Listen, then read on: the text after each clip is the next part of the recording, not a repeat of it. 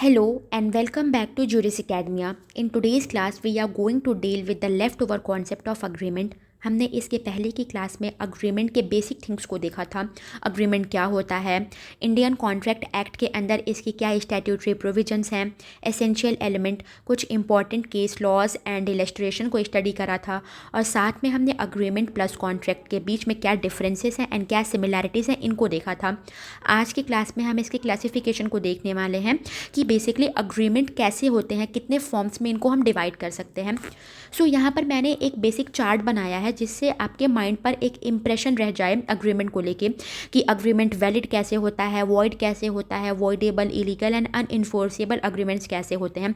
यहाँ पर मैंने कुछ पिक्चर्स भी अटैच करा है जिनको देख के आपके माइंड पे कुछ चीज़ें याद रह जाएंगी। So let's begin with today's class. So valid agreement क्या होता है? सो बेसिकली वैलिड अग्रीमेंट हमने पहले भी पढ़ा हुआ है। इंडियन कॉन्ट्रैक्ट एक्ट के सेक्शन 10 में बताया गया है कि कोई भी अग्रीमेंट वैलिड अग्रीमेंट कब बनता है, जब वो सेक्शन 10 में जो जो कुछ कंडीशंस दी हुई हैं उन कंडीशंस को अगर फुलफिल करता है जो भी अग्रीमेंट, तो वो अग्रीमेंट क्या होता है, वैलिड अग्रीमेंट बनता है। सो मैंने यहाँ पे कोट कर दिया है, बेसिकली लिखा हुआ है कि सबसे पहले तो एक अग्रीमेंट को वैलिड अग्रीमेंट बनने के लिए ऑफर एंड एक्सेप्टेंस चाहिए होता है। एज वी नो डैट, हमने स्टार्टिंग से ये चीज़ पढ़ा हुआ है कि अग्रीमेंट या कॉन्ट्रैक्ट का क्रिएशन करने के लिए एटलीस्ट मिनिमम 2 पार्टीज़ की रिक्वायरमेंट होती है। एक पर्सन क्या करता है, ऑफर देता है, और दूसरा पर्सन क्या करता है, ऑफर को एक्सेप्ट करता है। एक पर्सन ऑफर देता है, दूसरा पर्सन क्या करता है, ऑफर को एक्सेप्ट करता है। तो इट इज़ क्वाइट नेसेसरी कि जो पर्सन ऑफर दे रहा है वो लॉफुल ऑफर होना चाहिए। लॉफुल ऑफर से मतलब है कि वो किसी ऐसे चीज़ के लिए ऑफर ना कर रहा हो जिसको लॉ ने बार्ड किया हुआ है। साथ में जो ऑफरी है वो एक्सेप्टेंस जो दे रहा है वो भी लॉफुल तरीके से हो। And it is also saying that कि एक्सेप्टेंस क्या होना चाहिए, एक्सेप्टेंस जो है वो एब्सोल्यूट होना चाहिए, अनकंडीशनल होना चाहिए, और साथ में कम्युनिकेशन भी काफ़ी इम्पॉर्टेंट है। हमने पहले देखा हुआ था कि mental acceptance is not defined as acceptance. Acceptance नहीं होता है, मेंटल एक्सेप्टेंस सफिशिएंट नहीं होता है। अगर ऑफरी जो है वो ऑफरर के ऑफ़र को एक्सेप्ट करने के लिए तैयार है तो उसका कम्युनिकेशन इज़ क्वाइट नेसेसरी। अगर कोई टाइम लिमिट बताया गया है, प्रपोजल देते हुए ऑफरर ने अगर बताया है कि मुझे 1 हफ्ते के अंदर अंदर आपको बताना होगा कि आप मेरे ऑफ़र को एक्सेप्ट कर रहे हो या नहीं कर रहे हो, तो उस ऑफरी को 1 हफ्ते के टाइम लिमिट के अंदर ही अपना कम्युनिकेशन करना होगा एक्सेप्टेंस का। और अगर इन केस अगर कोई टाइम लिमिट नहीं सेट है तो जो रीज़नेबल टाइम होता है, रीज़नेबल टाइम के अंदर उसको अपने एक्सेप्टेंस को कम्युनिकेट करना पड़ेगा। तो ये सब कुछ एसेंशियल है एक्सेप्टेंस के, ये सब हमने पहले पढ़ा हुआ है। एग्जाम्पल भी आपको पता है, अगर मान लो ए ने ऑफर किया है बी को कि I want to sell my bike to you for 40,000 rupees. ठीक है, ए ने बी को ऑफ़र किया है कि मैं अपनी बाइक 40,000 में आपको बेचना चाहता हूँ। ये ऑफ़र हो गया, बी ने एक्सेप्ट कर लिया, बी ने अग्री किया कि okay I accept it, B ने यहाँ पर एक्सेप्ट कर लिया कि मैं आपके बाइक को 40,000 में परचेस करने के लिए तैयार हूँ। तो ये क्या होगा, ये एक वैलिड एक्सेप्टेंस और वैलिड ऑफर का क्या है, एग्जाम्पल है। ए ने वैलिड ऑफर दिया था और बी ने उस ऑफर को as it is without imposing any terms and conditions unconditional तरीके से एक्सेप्ट किया, प्लस फर्दर उसका कम्युनिकेशन भी किया। तो यहाँ पर ये एक एग्जाम्पल है एक वैलिड अग्रीमेंट के फॉर्मेशन का। ओके, नाउ जो सेकेंड कंडीशन है वो है intention to create legal relationship. इसके अलावा जो भी पार्टीज़ इन्वॉल्व हैं उनका इंटेंशन होना चाहिए, they must be intended to create legal relationship. Parties का इंटेंशन हो कि वो आपस में ऐसा रिलेशन क्रिएट करें कि इधर पार्टीज़ अगर ब्रीच करती हैं टर्म्स एंड कंडीशन का तो वो लीगल कंसिक्वेंसेस को अराइज कर सके। ये सब भी हमने पहले पढ़ा हुआ है कि जो सोशल और डोमेस्टिक अग्रीमेंट्स होते हैं, सोशल एंड डोमेस्टिक अग्रीमेंट्स जो होते हैं वो कॉन्ट्रैक्ट नहीं होते हैं, वो कॉन्ट्रैक्ट का एग्जाम्पल नहीं होते हैं। ठीक है, हमने इसके लिए बाल्फर वर्सेस बाल्फर का केस पढ़ा था, जॉन्स वर्सेस पैटवर्डन का केस पढ़ा था। ये सारी केसेस आपको याद होंगी, हमने पहले वाले वीडियो में इसको कर रखा है, आप वहाँ से अगर भूल गए हो तो रेफ़र कर सकते हो। ठीक है, जैसे हमने पढ़ा था कि अगर एक मदर ने प्रॉमिस किया है अपने बेटे को कि अगर आप एग्ज़ाम में अच्छे मार्क्स लाओगे तो मैं आपको 500 रुपीज़ दूंगी। तो ये क्या है, ये एंटायरली डोमेस्टिक अरेंजमेंट पर बेस्ड करता है। यहाँ पर कोई भी लीगल रिलेशनशिप क्रिएट करने का इंटेंशन नहीं है पार्टीज़ के बीच में।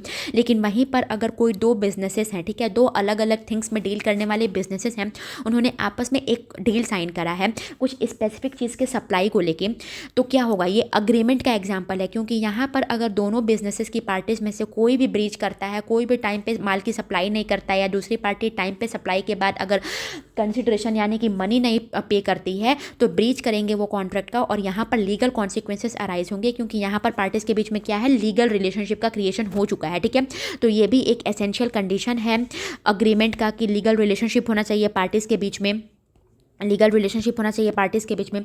इसके बाद लॉफुल कंसिडरेशन आता है। लॉफुल कंसिडरेशन भी आपने पढ़ा है, हमने जब कंसिडरेशन की वीडियो करी थी तो उसमें कंसिडरेशन क्या होता है, लॉफुल कंसिडरेशन क्या होता है, ये सब हमने पढ़ा है। हमने कंसिडरेशन का मीनिंग देखा था 2D के अंदर कि कंसिडरेशन का मतलब क्या होता है, समथिंग इन रिटर्न होता है।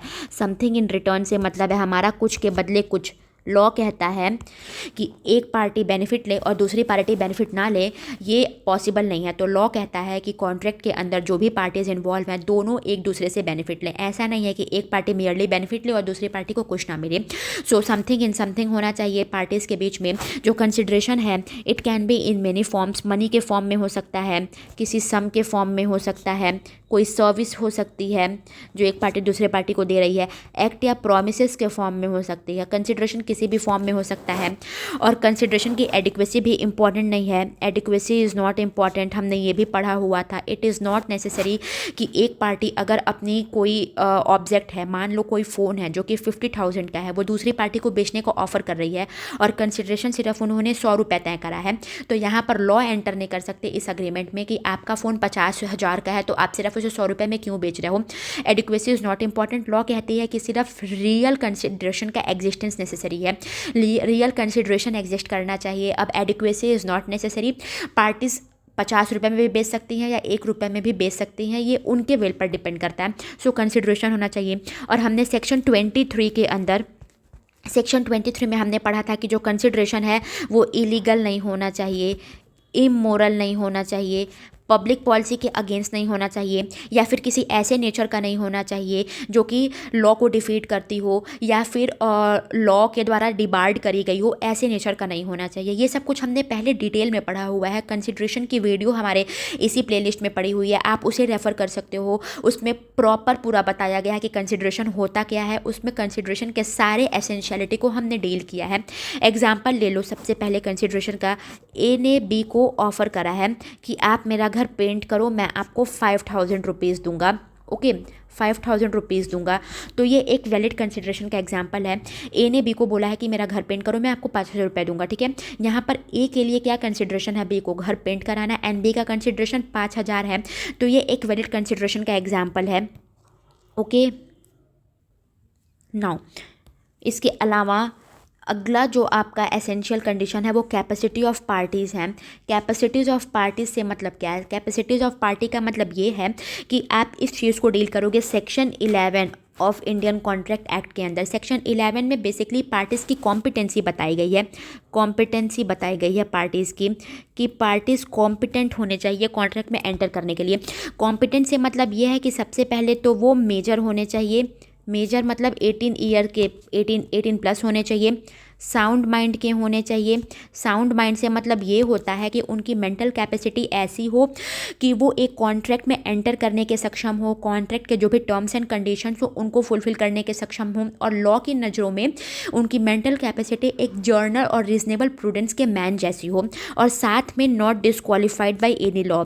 नॉट डिसक्वालीफाइड बाय लॉ से मतलब ये है कि इंडियन कॉन्ट्रैक्ट एक्ट या फिर एट द सेम टाइम कोई दूसरा लॉ जो प्रिवेल हो उस पार्टी को, जो दोनों पार्टीज़ हैं उनको डिस्क्वालीफाई ना करता हो, बार ना करता हो कि आप कॉन्ट्रैक्ट में एंटर नहीं कर सकते हो। ठीक है, इसका मतलब ये है कि इधर पार्टीज़ अगर क्या हुई, माइनर हुई या फिर अनसाउंड माइंड की हुई, ठीक है, या फिर इंसॉल्वेंट हो गई, नॉट डिस्क्वालीफाइड बाय लॉ के आप एग्जाम्पल्स देख लो, इंसॉल्वेंट हो गई, या फिर एलियन एनिमी है, ऐसे लोगों को, कुछ इंसॉल्वेंट है, एलियन एनिमी है, ऐसे कुछ लोगों को लॉ ने डिबार किया हुआ है, डिस्क्वालीफाई किया है कि वो कॉन्ट्रैक्ट में एंटर नहीं कर सकते हैं। सो कॉम्पिटेंसी इज़ क्वाइट नेसेसरी कि जो भी पार्टीज कॉन्ट्रैक्ट में इन्वॉल्व है, ऑफरर और ऑफरी, वो सब क्या होने चाहिए, मेजर होने चाहिए, 18 साल से ऊपर के होने चाहिए, साउंड माइंड के होने चाहिए, और एट द सेम टाइम अगर कोई भी लॉ हमारी कंट्री में प्रिवेल है as well as Indian contract act उनके द्वारा डिस्क्वालीफाई ना करी गई हो। सो ये भी एक एसेंशियल कंडीशन था इंडियन कॉन्ट्रैक्ट एक्ट के अंदर जो सेक्शन 10 में दिया है। इसके अलावा free consent of the parties, free consent को भी हम आगे इसी वीडियो में डील करेंगे। फ्री कंसेंट से मतलब ये है पार्टीज़ जो हैं उन्होंने अपना जो भी कंसेंट दिया है वो फ्रीली होना चाहिए, ठीक है। फ्रीली का मतलब ये है कि उनका कंसेंट जो है वो किसी फ्रॉड के अंदर ना लिया गया हो, मिस रिप्रेजेंटेशन करके ना लिया गया हो, मिस रिप्रेजेंटेशन या फिर मिस्टेक के थ्रू ना लिया गया हो, अंडर इन्फ्लुएंस करके ना लिया गया हो, या फिर कोवर्जन से ना लिया गया हो, ठीक है। जो भी पार्टीज़ हैं उन्होंने अपना कंसेंट, अपनी जो भी इच्छा है वो फ्रीली वहाँ पे दी है, ठीक है। अगर इनमें से कोई भी एलिमेंट प्रेजेंट रहता है कंसेंट में, अगर कंसेंट उसको फ्री नहीं माना जाएगा। अगर फ्रॉड के through, miss representation, mistake, under influence या फिर कोवर्जन के थ्रू ईदर पार्टीज़ का कंसेंट लिया गया है तो कंसेंट को क्या कहा जाएगा, नॉट फ्री। कंसेंट को फ्री नहीं माना जाएगा। और ऐसे अग्रीमेंट्स क्या होंगे, ऐसे अग्रीमेंट्स को क्या कहा जाएगा, अग्रीमेंट क्या हो जाएगा, अग्रीमेंट बिकम्स वॉइडेबल। अग्रीमेंट को हम वॉइडेबल मान लेंगे, ओके। नाउ अभी लॉफुल ऑब्जेक्ट है। लॉफुल ऑब्जेक्ट भी हमने पढ़ा हुआ था। लॉफुल ऑब्जेक्ट जो है वो हमने सेक्शन 23 में देखा था। लॉफुल ऑब्जेक्ट से हमने सेक्शन 23 में डील करा था, ठीक है। कंसिडरेशन वाली वीडियो में हमने lawful object and lawful consideration किया था सेक्शन 23 को, उससे हमने डील करा था।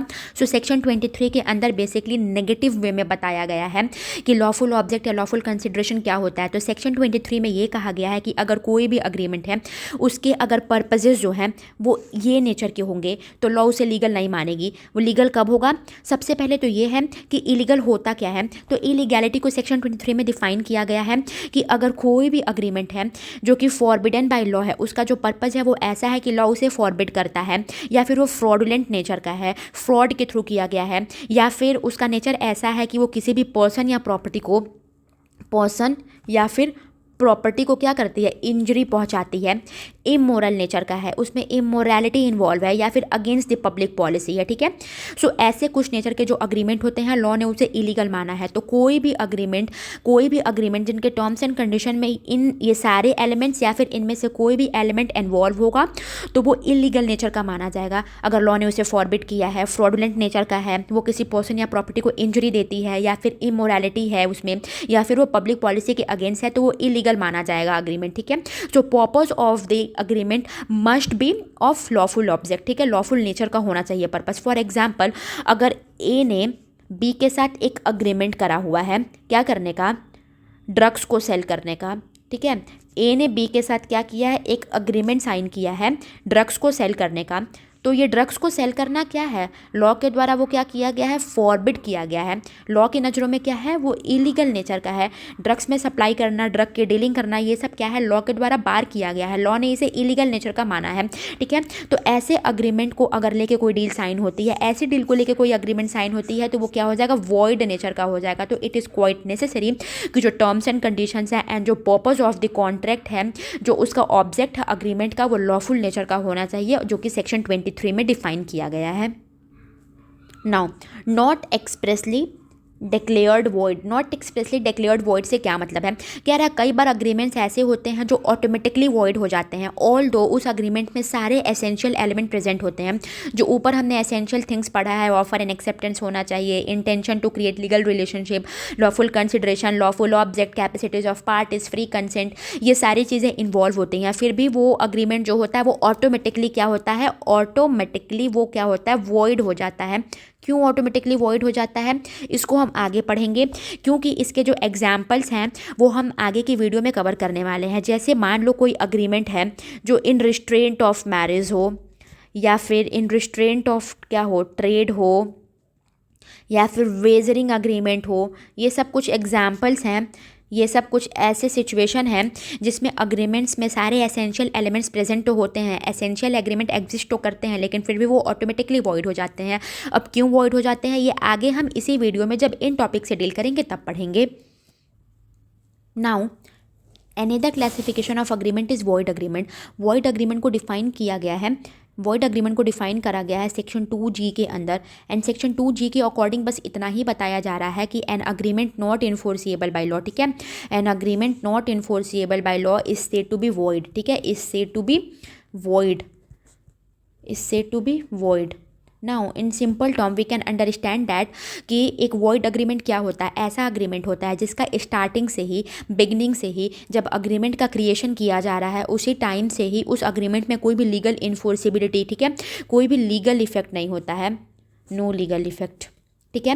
इन सिंपल टर्म हम ये कह सकते हैं कि वॉइड अग्रीमेंट क्या होता है, कोई भी ऐसा अग्रीमेंट जो फ्रॉम द वेरी स्टार्टिंग, ठीक है, from the very beginning, starting में ही जब उस अग्रीमेंट का क्रिएशन किया जा रहा है उसी टाइम से लेके उस अग्रीमेंट में कोई भी लीगल इफेक्ट नहीं होती है, लीगल इफेक्ट नहीं होती है, ठीक है, और बाद में वो क्या हो जाता है, अनइन्फोर्सिएबल हो जाता है, बाद में वो अनइन्फोर्सिएबल हो जाता है, ठीक है। तो फ्रॉम द वेरी बिगनिंग ऐसे अग्रीमेंट्स के अंदर कोई भी लीगल कॉन्सिक्वेंसेस नहीं होते हैं, लीगल इफेक्ट्स नहीं होते हैं।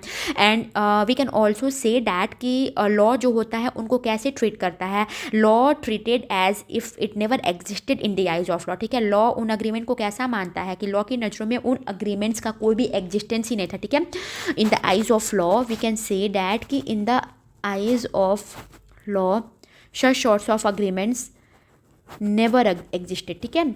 लॉ की नज़रों में ऐसे अग्रीमेंट्स की कोई भी एग्जिस्टेंस नहीं होती है, कोई भी लीगल वैलिडिटी नहीं होती है फ्रॉम द वेरी बिगनिंग, ठीक है। So we can say that कि वॉइड अग्रीमेंट जो होते हैं सबसे पहले तो कोर्ट ऑफ लॉ के अंदर वो क्या होते हैं, इन्फोर्सिएबल नहीं होते हैं, ठीक है। कोर्ट ऑफ लॉ के अंदर उनकी कोई इन्फोर्सिबिलिटी नहीं होती है। साथ में ये क्या होता है, साथ में वेट लीगल इन्फोर्सिबिलिटी तो नहीं होती है। इसका हम अगर फीचर देखें कि वॉइड अग्रीमेंट के क्या फीचर्स होते हैं, कैसे होते हैं ये, तो हम बता सकते हैं कि सबसे पहले तो इनकी कोई भी लीगल इन्फोर्सिबिलिटी नहीं होती है। दूसरा हम बता सकते हैं कि ये कैसे भी लीगल राइट्स को या ऑब्लिगेशंस को क्रिएट नहीं करते हैं, लीगल राइट्स या फिर लीगल ऑब्लिगेशंस को ये क्रिएट नहीं करते हैं, ठीक है, नहीं क्रिएट करते हैं। तीसरा कह रहा है कि it can be never converted into valid contract, ये कभी भी वैलिड कॉन्ट्रैक्ट में नहीं कन्वर्ट हो सकते हैं। It can never be converted into valid contract. क्यों नहीं कन्वर्ट हो सकते हैं, इसलिए नहीं कन्वर्ट हो सकते हैं क्योंकि हमने देखा है कि ऐसे एग्रीमेंट जो होते हैं from the very beginning void ab initio होते हैं, शुरुआत के समय से ही वॉइड नेचर के होते हैं ये, ठीक है, और वॉइड नेचर के होते हैं। ऑल राइट, सो अगर इनके हम कुछ टाइप्स देखें कि कौन कौन से अग्रीमेंट जो होते हैं उन्हें एक्सप्रेसली वॉइड डिक्लेयर किया गया है, तो इसका बेस्ट फिटेड एग्जांपल जो है वो सेक्शन 11 है। सेक्शन 11 में हमने पहले ऊपर अभी क्या पढ़ा है, कॉम्पिटेंसी के बारे में पढ़ा है, हमने कॉम्पिटेंसी पढ़ा है। कॉम्पिटेंसी में हमने 3 बातें पढ़ी है। कॉम्पिटेंसी में हमने 3 बातें कौन कौन सी पढ़ी है कि सबसे पहले तो मेजर होना चाहिए इंसान, जो भी 2 लोग कॉन्ट्रैक्ट में एंटर करने वाले हैं, साउंड माइंड के होने चाहिए, साउंड माइंड के होने चाहिए, और तीसरा हमने क्या पढ़ा था कि not disqualified by any law, not disqualified by any law, ये हमने ऊपर अभी पढ़ा है सेक्शन 10 के ही अंदर, कंडीशन के अंदर, ठीक है। सो मेजर से यहाँ पर क्या मतलब है कि पर्सन जो है, पर्सन मस्ट बी 18+, 18 साल से ऊपर का होना चाहिए। तो यहाँ पे हमें जो सेक्शन 11 है, माइनर अग्रीमेंट क्या होता है उसे डिटेल में समझना पड़ेगा। सो उसे देखते हैं। तो सबसे पहले तो माइनर होता क्या है वो देखते हैं। तो according to Indian majority act, ठीक है, एक एक्ट है आपका माइनॉरिटी को लेके, इंडियन मेजॉरिटी एक्ट। उस एक्ट का नाम है 1875 का वो एक्ट है। उस एक्ट के सेक्शन 3 में बताया गया है, माइनॉरिटी को डिफाइन किया गया है। उसमें यही बात कही गई है कि a person is a minor if he और she is below 18 years of age, ठीक है। अगर कोई भी पर्सन, ही और शी, अगर वो बिलो 18 ईयर्स का होता है तो उसे हम क्या कहते हैं, माइनर कहते हैं, ठीक है।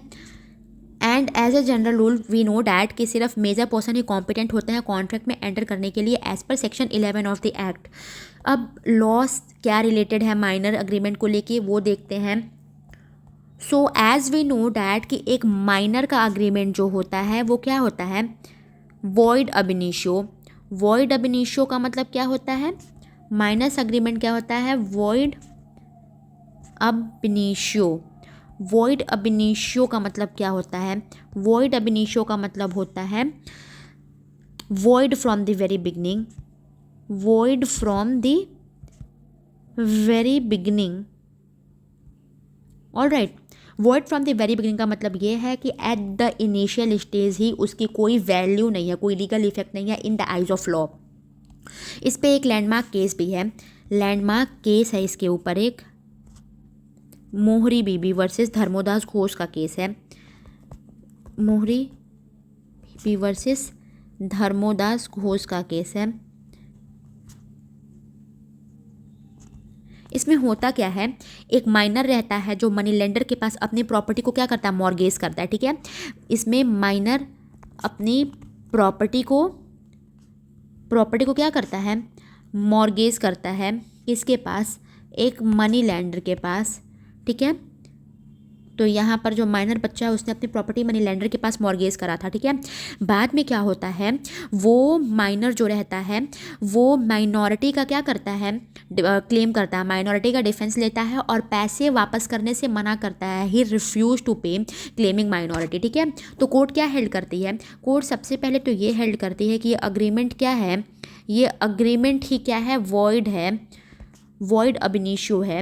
वॉइड अब इनिशियो है मतलब कि कोर्ट ये कहती है कि ये अग्रीमेंट जो माइनर बच्चा और उस मनी लेंडर के बीच में हुआ है ये वॉइड अब इनिशियो है। फ्रॉम द वेरी बिगनिंग ये अग्रीमेंट क्या है? वॉइड है, इसका कोई भी लीगल इफेक्ट नहीं है। और दूसरा ये है कि माइनर को क्या कहा जाता है? माइनर को जो है फोर्स नहीं किया जा सकता है पैसे को पे करने के लिए। Minor can't be forced to repay. ठीक है, ये लीडिंग केस है माइनर के अग्रीमेंट को लेके।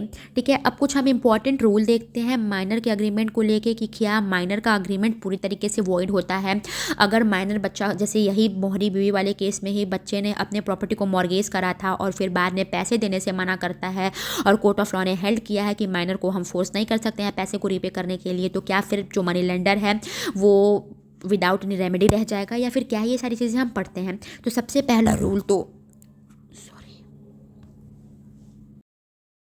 सबसे पहला रूल तो यही है कि वॉइड अब इनिशियो होता है माइनर का अग्रीमेंट, मतलब कि from the very beginning of the contract, agreement के बिगनिंग से ही वॉइड नेचर का होता है ये। एग्जांपल आप ले लो कि एक शॉपकीपर ने क्या किया है, एक 16 साल के बच्चे को, 16 ईयर के माइनर को उसने एक बाइक क्या किया? क्रेडिट पे दे दिया। तो यहाँ पे ये जो शॉपकीपर है can't recover his money through court. ठीक है, यहाँ पर कोर्ट ऑफ लॉ में जाके ये रिकवर नहीं करा सकता। ठीक है, इसने अगर बच्चे को क्रेडिट पे बाइक बेच दी है, बाइक सेल कर दी है क्रेडिट के ऊपर, क्रेडिट पे बेच दी है, तो he can't recover his money through court of law. Second rule is that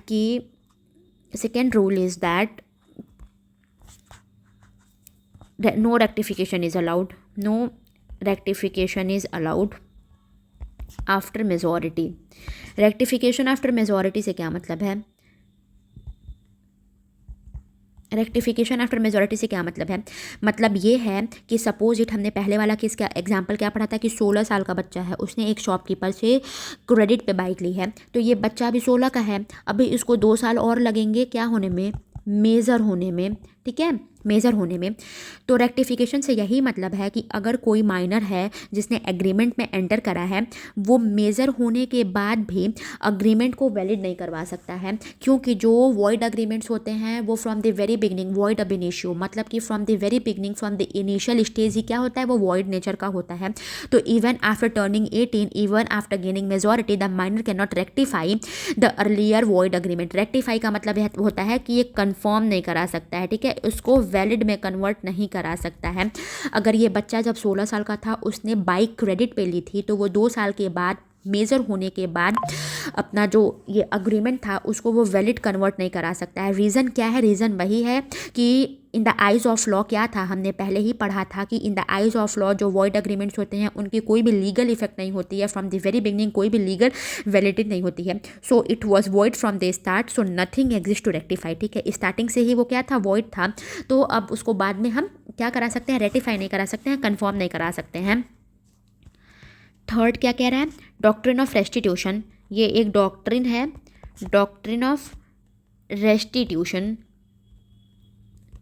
doctrine of restitution का मतलब क्या है, वही मोहरी बीबी वर्सेस धर्मोदास घोष के केस पे समझते हैं। इसमें यह कह रहा है कि सपोज इट अगर कोई माइनर है, उसने किसी पर्सन के साथ कोई कॉन्ट्रैक्ट साइन करी है, कोई डील में उसने एंटर किया है, जिसमें जो ऑब्जेक्ट है वो कोई क्या है, प्रॉपर्टी है या फिर कोई गुड है या फिर उसमें मनी ही इन्वॉल्व है। ठीक है, अगर कोई माइनर है जिसने किसी मेजर के साथ किसी कॉन्ट्रैक्ट में एंटर करा है, जिसमें जो सब्जेक्ट मैटर है वो कोई प्रॉपर्टी को लेके, कोई गुड्स को लेके या फिर किसी मनी को ही लेके है। ठीक है, और बच्चा क्या करता है, उस प्रॉपर्टी को यूज़ करता है, गुड्स को यूज़ करता है, फिर मनी को क्या करता है, स्पेंड कर देता है। ठीक है, इन लोग को यूज़ करता है और मनी को स्पेंड करता है, तो कोर्ट जो है उसको ऑर्डर कर सकती है रिटर्न करने के लिए। ठीक है, कोर्ट क्या करती है, कोर्ट ऑर्डर करेगी उस माइनर को कि वो उसको क्या कर ले, रिटर्न कर ले। ठीक है, अब क्वेश्चन ये अराइज होता है कि अगर जो माइनर है उसने जो प्रॉपर्टी या गुड्स में डील करा है उसको उसने यूज़ कर लिया, या फिर अगर मनी है उसको उसने खो दिया, लॉस्ट कर दिया, फिर खर्च कर दिया, तब क्या होगा, सो कोर्ट ऑर्डर करेगी बच्चे को रिटर्न करने के लिए। अगर गुड्स इन केस अगर जो गुड इन्वॉल्व है या फिर कोई प्रॉपर्टी इन्वॉल्व है या फिर जो मनी इन्वॉल्व है जिसको लॉस्ट कर दिया उसने या फिर वो स्पेंड हो गया, तो माइनर यहाँ पर पर्सनली लायबल नहीं होगा। माइनर को वो पर्सनली लायबल नहीं करेंगे, माइनर जो होगा वो पर्सनली लायबल नहीं होगा उसको रेटिफाई कराने के लिए।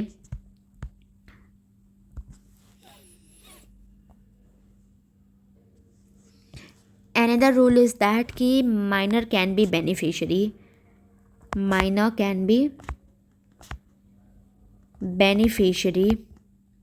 ठीक है, एक माइनर जो है वो कॉन्ट्रैक्ट में तो एंटर नहीं कर सकता है, पर वो उस कॉन्ट्रैक्ट से बेनिफिट रिसीव कर सकता है। फॉर एग्जांपल, एक माइनर के नाम पे प्रॉपर्टी ट्रांसफ़र करी जा सकती है, he can take scholarship etcetera. ये सारी चीज़ें क्या होंगी, वैलिड होंगी। ठीक है, प्रॉपर्टी का ट्रांसफ़र हो सकता है, माइनर को प्रॉपर्टी ट्रांसफ़र हो सकता है, या फिर वो बेनिफिशरी बन सकता है एटसेट्रा।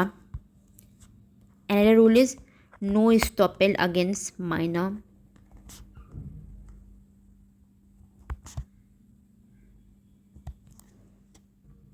इस्टॉपेल का मतलब क्या होता है, इस्टॉपेल क्या है, इस्टॉपेल बेसिकली एक डॉक्ट्रिन है।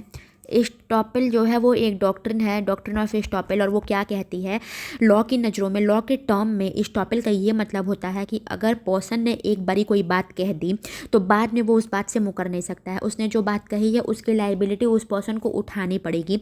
लेकिन यहाँ पर माइनर्स अग्रीमेंट के केस में जो डॉक्ट्रिन ऑफ इस्टॉपेल होता है वो माइनर के अगेंस्ट एप्लीकेबल नहीं होता है।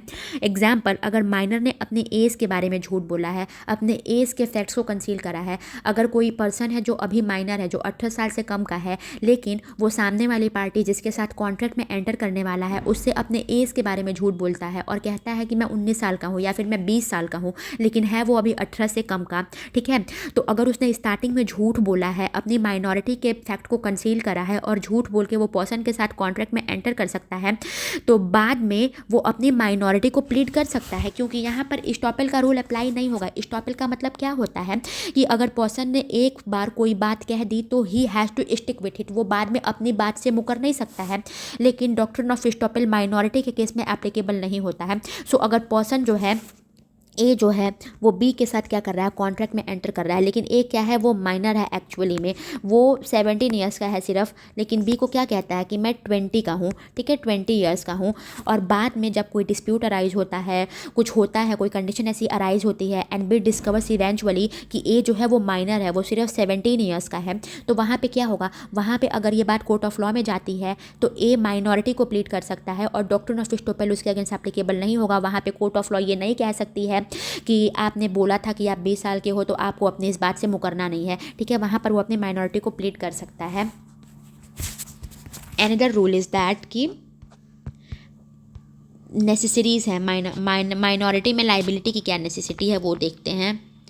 Miners liability for necessities,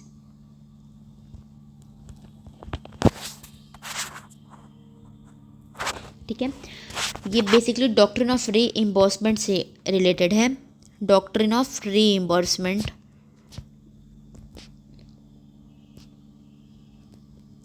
doctrine of reimbursement, so section 68 इस चीज़ से डील करता है। Section 68 of Indian contract act इसे डील करता है और क्या कहता है कि जो हमारी लाइफ की नेसेसिटीज़ हैं, हमारी लाइफ की नेसेसिटी क्या है, फूड्स हैं, क्लोथिंग्स हैं, मेडिकल एड्स हैं, एजुकेशन है, अगर ये सारी चीज़ें माइनर को सप्लाई करी जा रही हैं, ठीक है, कोई मतलब सेक्शन 68 बेसिकली नेसेसिटीज़ के बारे में डील करता है कि अगर जो लाइफ की नेसेसिटीज़ हैं, ठीक है, जैसे foods, clothes, medical aid, education facility etcetera, अगर ये सारी चीज़ें क्या है माइनर को सप्लाई करी जा रही हैं, सप्लाई टू माइनर, देन क्या होगा, जो सप्लायर है कैन क्लेम रीइंबर्समेंट, ठीक है,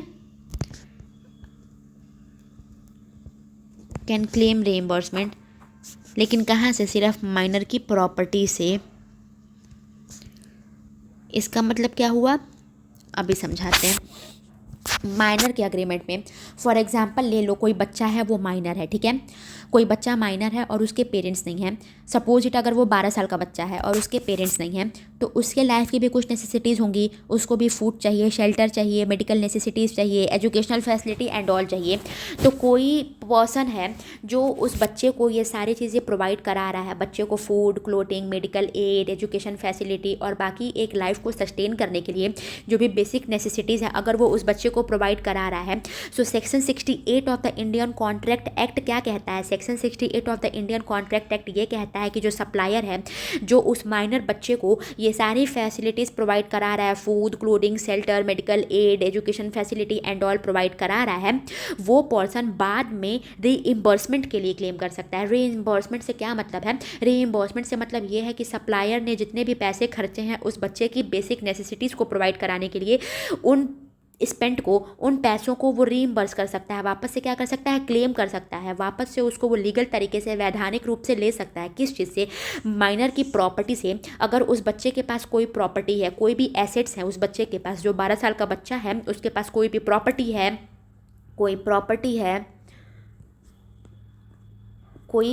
प्रॉपर्टी है या फिर कोई एसेट है उसके पास, ठीक है, तो जो सप्लायर है जो उस बच्चे को food, clothing, medical aid, shelter, education facility और बाकी की नेसेसिटीज़ सप्लाई कर रहा है, वो उस बच्चे की प्रॉपर्टी से क्लेम कर सकता है, ठीक है, बच्चे की प्रॉपर्टी से क्लेम कर सकता है। लेकिन वो वहाँ पर माइनर पर्सनली लायबल नहीं होगा, माइनर को पर्सनली लायबल नहीं बोला जाएगा कि चलो तुम पैसे दो उसके लिए, ठीक है। अगर उस बच्चे के पास कोई प्रॉपर्टी है तो उस प्रॉपर्टी से वो सप्लायर रीइंबर्स कर सकता है। अनदर थिंग इज़ दैट कि एक पार्टनरशिप फॉर्म के अंदर क्या एक माइनर पार्टनर हो सकता है। क्वेश्चन ये रेज होता है कि क्या अगर कोई पार्टनरशिप फॉर्म है तो क्या उसमें माइनर पार्टनर बन सकता है, तो no, minor can't be a partner, minor जो है वो पार्टनर नहीं बन सकता है, ठीक है। एक माइनर जो है वो पार्टनरशिप में एंटर नहीं कर सकता है, लेकिन वो पार्टनरशिप एक्ट के अंदर बेनिफिट ले सकता है। जैसे हमने ऊपर अभी यहाँ पर पढ़ा था कि एक कॉन्ट्रैक्ट के अंदर माइनर जो है वो कॉन्ट्रैक्ट में तो नहीं जा सकता है क्योंकि सेक्शन 11 उसे इस बात से रोकता है, लेकिन वो बेनिफिशियरी बन सकता है थ्रू वेरियस मीन्स, जैसे कि प्रॉपर्टी का ट्रांसफ़र किया जा सकता है बच्चे के नाम पे, ऑल दो अभी भी वो स्टिल माइनर ही है, वो बेनिफिट्स क्लेम कर सकता है, लेकिन वो कॉन्ट्रैक्ट में एंटर नहीं कर सकता। ठीक उसी तरीके से एक पार्टनरशिप फॉर्म में पार्टनर नहीं बन सकता है माइनर, ठीक है, लेकिन पार्टनरशिप एक्ट इस बात की परमिशन देती है कि वो पार्टनर ना बनते हुए भी उसकी बेनिफिट्स को क्या करता है, अवेल कर सकता है। माइनर क्या एजेंट बन सकता है, तो नहीं, माइनर जो है वो एजेंट नहीं बन सकता है। क्या माइनर एजेंट बन सकता है, तो कह रहा है कि माइनर जो है वो एजेंट बन सकता है लेकिन वो पर्सनली लायबल नहीं होगा टू हिज प्रिंसिपल, ठीक है, he is not personally liable to his principal, to the principal. और इसमें जो लीडिंग केस है वो धर्मोदास घोष का केस है, मोहरी बीबी वर्सेस धर्मोदास घोष का केस है। सो एक बार क्विकली देख लेते हैं माइनर्स अग्रीमेंट के बारे में। तो यही बता रहा है कि सबसे पहले कैपेसिटी टू कॉन्ट्रैक्ट में तो सेक्शन 11 जो है वो माइनर को कॉन्ट्रैक्ट में एंटर करने से मना करती है, सिर्फ मेजर पर्सन ही कॉन्ट्रैक्ट में एंटर कर सकता है। ठीक है। माइनर अग्रीमेंट क्या होता है, वो from the very initial stage, from the very beginning void ab initio nature का होता है, वॉइड नेचर का होता है। एक माइनर जो होता है वो कॉन्ट्रैक्ट में एंटर नहीं कर सकता है। और इसके अलावा माइनर का जो कॉन्ट्रैक्ट है, जो अग्रीमेंट है, वो रेक्टिफाई भी नहीं हो सकता है। मतलब अगर 1-2 साल के बाद अगर जो पर्सन माइनर था वो मेजर होता है तो मेजॉरिटी होने के बाद वो रेक्टिफिकेशन को क्लेम नहीं कर सकता है। मतलब कि पहले जिस अग्रीमेंट में उसने एंटर किया था वो उसकी माइनॉरिटी की वजह से अगर वॉइड नेचर का था तो मेजर होने के बाद उसको क्लेम करके वैलिड नहीं बना सकता है। डॉक्ट्रिन ऑफ रेस्टिट्यूशन, रेस्टिट्यूशन का मतलब ये है, और रेस्टिट्यूशन का मतलब ये है कि अगर कॉन्ट्रैक्ट के अंदर माइनर ने कोई बेनिफिट्स अवेल करी हैं या फिर कोई गुड्स या मनी इन्वॉल्व है उसमें उसको यूज़ किया है तो कोर्ट ऑफ लॉ जो है वो उसको रिटर्न करने का ऑर्डर देगी। इन केस अगर माइनर ने उस प्रॉपर्टी को कहीं खो दिया है या फिर पैसे को खर्च कर दिया है तो माइनर पर्सनली लायबल नहीं होगा बल्कि उसकी प्रॉपर्टी से उसको रीइंबर्स कराया जाएगा। माइनर जो है वो ऑल दो एक कॉन्ट्रैक्ट में एंटर नहीं कर सकता पर वो बेनिफिशियरी बन सकता है।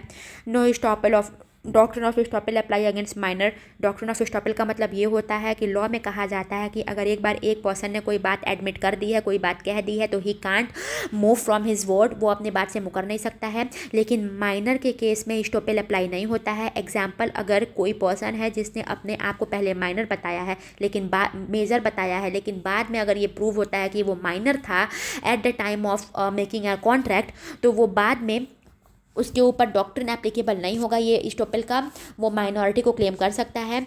Minus liability for necessary, section 68 ये कहता है कि अगर कोई पर्सन है जो किसी माइनर को लाइफ की नेसेसिटी सप्लाई करता है जैसे कि food, clothing, shelter, medical necessities, education facility and all, तो वो सप्लायर माइनर से उसको रीइंबर्स कर सकता है। मतलब माइनर की प्रॉपर्टी से करेगा, माइनर पर्सनली लायबल नहीं है उसको पे करने के लिए। माइनर जो है वो किसी भी पार्टनरशिप फॉर्म में पार्टनर नहीं हो सकता। ऑल दो पार्टनरशिप एक्ट के अंदर बताया गया है कि वो बेनिफिशियरी बन सकता है। माइनर क्या एजेंट बन सकता है, तो माइनर कैन बी एजेंट पर वो पर्सनली लायबल नहीं होगा। तो ये सब कुछ इंपॉर्टेंट थिंग्स थी जो हमें सेक्शन 11 में माइनॉरिटी के बारे में पढ़ा है।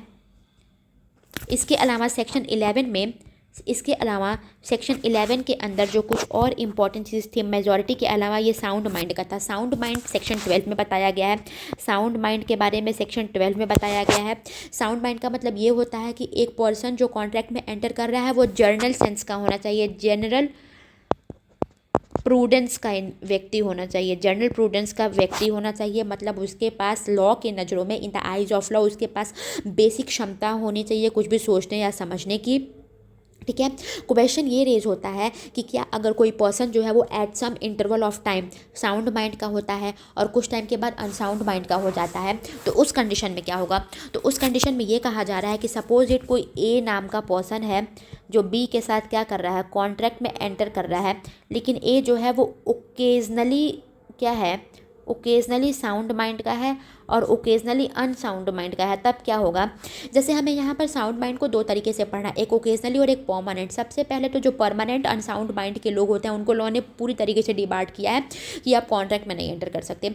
और जो ओकेजनली अनसाउंड माइंड के होते हैं उनके बारे में क्या रूल है, उनके बारे में ये रूल है, लॉ ने ये कहा है कि अगर कोई पर्सन है जो ओकेजनली अनसाउंड माइंड का है और ओकेजनली साउंड माइंड का है तो at the time of that occasion, जब पर्सन साउंड माइंड का होता है उस टाइम पे वो कॉन्ट्रैक्ट में एंटर कर सकता है, और जब वो अनसाउंड माइंड का होता है तब उसकी कोई भी लाइबिलिटी अराइज नहीं होगी। लेकिन जैसे ही फिर से वो दोबारा से साउंड माइंड का होगा फिर से सारे कॉन्ट्रैक्ट के टर्म्स एंड कंडीशन उसके ऊपर इम्पोज हो जाएंगे। और तीसरा है not disqualified by any law, मतलब कि इंडियन कॉन्ट्रैक्ट एक्ट या फिर एट द सेम टाइम कोई और अगर लॉ इन्फोर्स्ड है हमारी कंट्री के अंदर और अगर उसने पर्सन को डिस्क्वालीफाई किया हुआ है कॉन्ट्रैक्ट में एंटर करने से तो उस कंडीशन में भी वो कॉन्ट्रैक्ट में नहीं एंटर कर सकता। जैसे कि अगर पर्सन जो है वो इनसॉल्वेंट है, बैंकरप्ट है या फिर कोई और भी कंडीशन हो सकती है। ठीक है।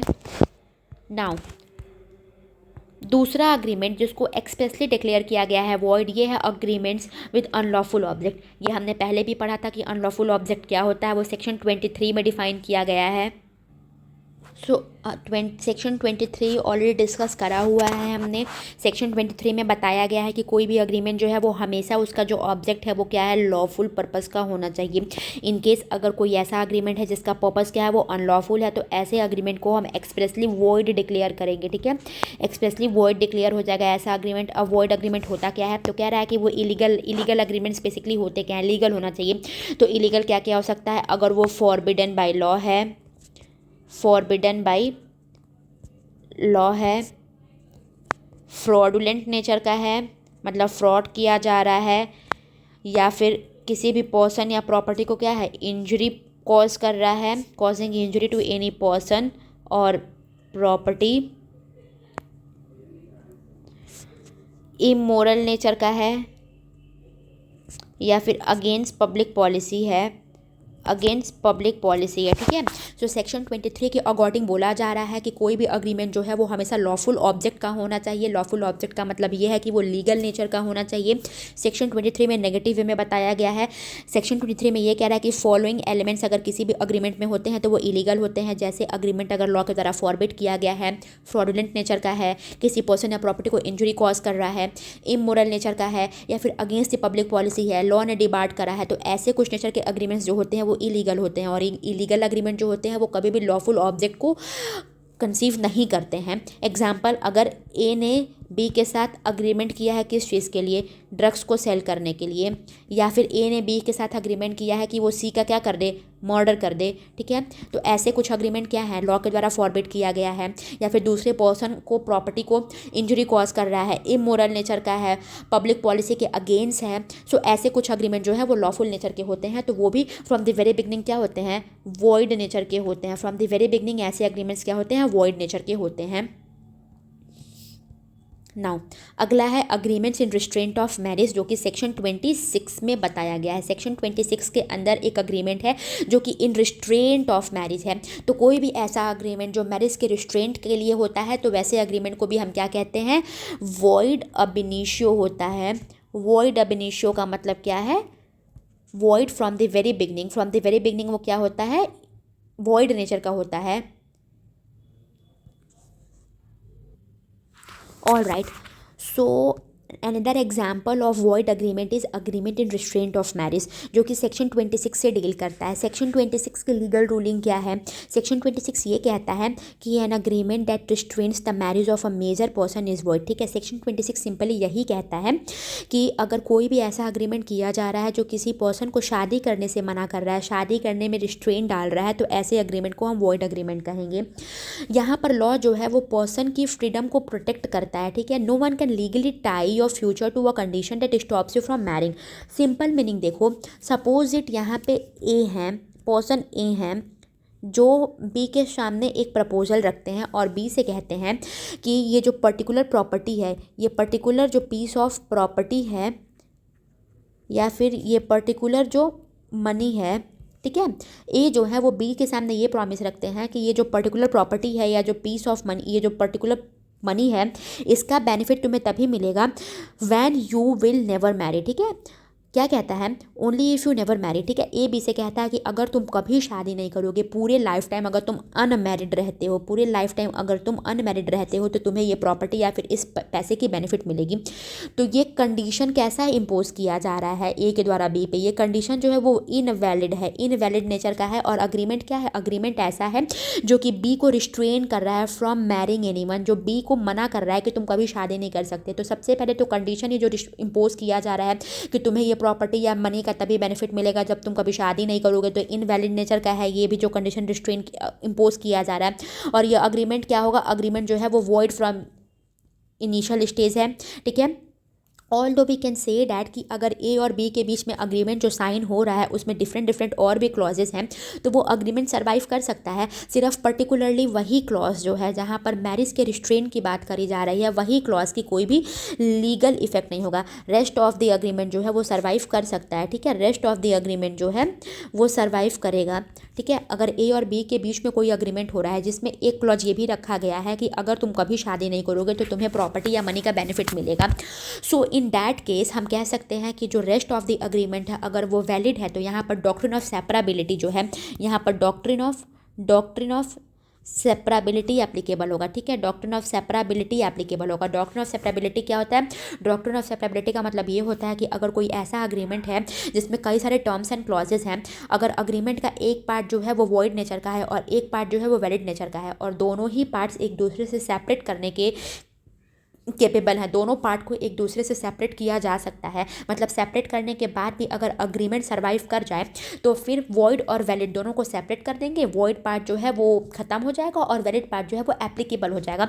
तो यहाँ पर ए और बी के बीच में जो अग्रीमेंट्स हुए हैं उनको देखेंगे, अगर वो सेपरेबल नेचर के होंगे तो जो मैरिज के रिस्ट्रेन वाला पार्ट है, जो मैरिज के रिस्ट्रेन वाला क्लॉज है, उनकी कोई लीगल इफेक्ट नहीं है, उनको हम वॉइड करके हटा देंगे और रेस्ट ऑफ द अग्रीमेंट जो है वो सर्वाइव करेगा। नाउ क्वेश्चन इज दैट कि लॉ ऐसे अग्रीमेंट को डिसअलाउ क्यों करता है। तो कुछ फॉलोइंग पॉइंट्स हैं जिनको लेके लॉ जो है वो इसको डिसअलाउ करता है, ठीक है। All right, so question is that कि वाई लॉ डिसअलाउज दिस, लॉ क्यों इसको डिसअलाउ करता है, ठीक है। सो लॉ क्या कंसिडर करता है, लॉ कंसिडर करता है कि मैरिज जो है वो बेसिकली एक सोशल इंस्टीट्यूशन है, ठीक है। लॉ कंसिडर्स दैट कि मैरिज क्या है, मैरिज जो है वो एक सोशल इंस्टीट्यूशन है, ठीक है। ये पर्सनल लिबर्टी का मैटर है और साथ में इम्पॉर्टेंट फॉर पब्लिक पॉलिसी है। तो अगर मैरिज के ऊपर रिस्ट्रेंट लगाया गया तो ऐसे कॉन्ट्रैक्ट क्या होंगे, वॉइड अब इनिशियो नेचर के होंगे। So in that case law says that कि you can not buy someone's decision to remain unmarried, ठीक है। अब एसेंशियल एलिमेंट देखते हैं सेक्शन 26 को अप्लाई करने के लिए। सबसे पहले तो एसेंशियल एलिमेंट यही है कि there must be an agreement. सबसे पहले तो अग्रीमेंट होना चाहिए, अग्रीमेंट की एग्जिस्टेंस होनी चाहिए। दूसरा ये है अग्रीमेंट क्या होना चाहिए, ऐसे नेचर का होना चाहिए जो कि मैरिज पे क्या कर रहा है, रिस्ट्रेंट डाल रहा है, रिस्ट्रेन कर रहा है किसको, मैरिज को रिस्ट्रेन कर रहा है। और तीसरा ये है कि यहाँ पर जो मैरिज रिस्ट्रेन किया जा रहा है वो किसका होना चाहिए, किसी मेजर पर्सन का होना चाहिए। मतलब 18 साल से ऊपर के व्यक्ति का होना चाहिए, माइनर व्यक्ति का नहीं, किसी मेजर व्यक्ति का होना चाहिए, ठीक है। नाउ कंडीशन ये कह रहा है कि ये सिर्फ सेक्शन 26 जो है ना वो मेजर के ऊपर अलाउ एप्लीकेबल होगा। सो एक ऐसा रिस्ट्रिक्शन जो किसी माइनर के मैरिज पर अगर लगाया जा रहा है, कोई ऐसा कॉन्ट्रैक्ट है जो माइनर के मैरिज पर रिस्ट्रिक्शन इम्पोज कर रहा है, तो वो क्या होगा, वो वैलिड होगा, ठीक है। अगर कोई ऐसा कॉन्ट्रैक्ट है, कोई ऐसा अग्रीमेंट है जो किसी मेजर के मैरिज पर रिस्ट्रिक्शन इम्पोज कर रहा है, तो वो क्या होगा, वो वॉइड नेचर का होगा, ठीक है। रीज़न ये है कि लॉ अलाउ करता है guardian to control a minor's marriage decision. Now let's take an example लेते हैं। सपोज इट वॉइड और वैलिड, वॉइड और कम्प्लीटली वॉइड और पार्शियल वॉइड अग्रीमेंट से एग्जाम्पल लेते हैं। सपोज इट पहला एग्जाम्पल ये है कि ए ने प्रॉमिस करा है बी को, ठीक है। ए प्रोमिस बी किस चीज़ का, ए ने प्रॉमिस किया है बी को कि वो उन्हें 5 lakhs देंगे इफ़ बी नेवर मैरिज, ठीक है। ए ने बी को प्रॉमिस किया है कि अगर बी कभी शादी नहीं करते हैं तो ए उन्हें 5 lakhs रुपीज़ देंगे। तो ये अग्रीमेंट जो है वो क्लियरली कैसा है, वॉइड अग्रीमेंट है, वॉइड अब इनिशियो है। ये वॉइड क्यों है, क्योंकि ये एक पर्सन को रिस्ट्रेंट कर रहा है फ्रॉम मैरिंग, ठीक है। दूसरा एग्जाम्पल, एक फादर हैं, उन्होंने अपनी डॉटर को प्रॉमिस करा है, उन्होंने अपनी डॉटर को क्या प्रॉमिस किया है कि वो प्रॉपर्टी को ट्रांसफ़र करेंगे उनको, इस कंडीशन पे, ऑन द कंडीशन कि वो कभी बी से शादी ना करें, ठीक है, never marriage to be. All right, तो ये अग्रीमेंट भी कैसे नेचर का है, वॉइड नेचर का है, ठीक है। यहाँ पर ए जो फादर हैं उन्होंने अपनी एडल्ट डॉटर को प्रॉमिस करा है कि अगर वो बी से कभी शादी नहीं करती हैं तो वो उन्हें अपनी प्रॉपर्टी ट्रांसफ़र करेंगे। तो ये अग्रीमेंट वॉइड नेचर का है क्योंकि यहाँ पर क्लियरली जो ए फादर हैं वो अपनी एडल्ट डॉटर के मैरिज पर रिस्ट्रेंट इम्पोज कर रहे हैं। और सेक्शन 26 के अकॉर्डिंग कोई भी ऐसा अग्रीमेंट जो किसी भी मेजर पर्सन के मैरिज पर रिस्ट्रेंट क्रिएट करता है वैसा अग्रीमेंट वॉइड नेचर का होता है। नाउ एक और एग्जाम्पल लेते हैं जो कि पार्शियल रिस्ट्रेंट इम्पोज कर रहा है, उसकी वैलिडिटी अब हम देखेंगे कि वो कैसे नेचर का होता है।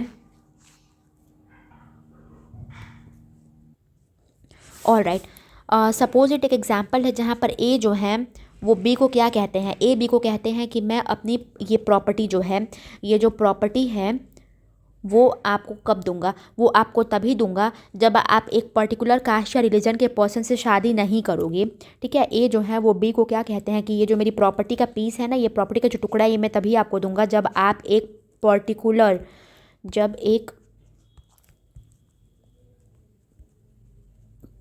पर्टिकुलर कास्ट या फिर रिलीजन के पर्सन से शादी नहीं करोगे, ठीक है। तो ऑल दो यहाँ पर मैरिज पर जो रिस्ट्रिक्शन लगाई जा रही है, जो रिस्ट्रेंट लगाई जा रही है, वो पार्शियल रिस्ट्रेंट है, ठीक है। पार्शियल रिस्ट्रेंट है। पार्शियल रिस्ट्रेंट कैसे है, यहाँ पर ए जो है वो बी को पूरी तरीके से शादी करने से मना नहीं कर रहा है। हमने ऊपर के जो दो एग्जाम्पल्स देखे हैं, उन दोनों में जो रिस्ट्रिक्शन लगाया जा रहा था, जो रिस्ट्रेंट इम्पोज किया जा रहा था, वो नेवर मैरिज का था। यहाँ पर ए जो है उन्होंने बी को प्रॉमिस किया था कि वो 5 लाख रुपीज़ उन्हें तभी देंगे जब वो कभी शादी नहीं करते हैं। यहाँ पर जो फादर हैं उन्होंने अपने डॉटर को बोला था कि वो अपनी प्रॉपर्टी तभी उनको ट्रांसफ़र करेंगे जब वो कभी भी से शादी नहीं करेंगी। तो यहाँ पर जो रिस्ट्रेंट लगाया जा रहा है मैरिज पर, वो कैसा है, वो कंप्लीट नेचर का रिस्ट्रेंट है। लेकिन इस कंडीशन में क्या हो रहा है, उन्होंने पार्शियल रिस्ट्रेंट लगाया है। ए ने बोला है बी से कि तुम एक पर्टिकुलर कास्ट या रिलीजन के पर्सन से शादी नहीं करोगे तो मैं तुम्हें अपनी ये पीस ऑफ प्रॉपर्टी दूंगा। इसका मतलब ये है कि बी जो है वो किसी और पर्सन से शादी कर सकते हैं, बस एक पर्टिकुलर कास्ट या रिलीजन से शादी नहीं कर सकते हैं।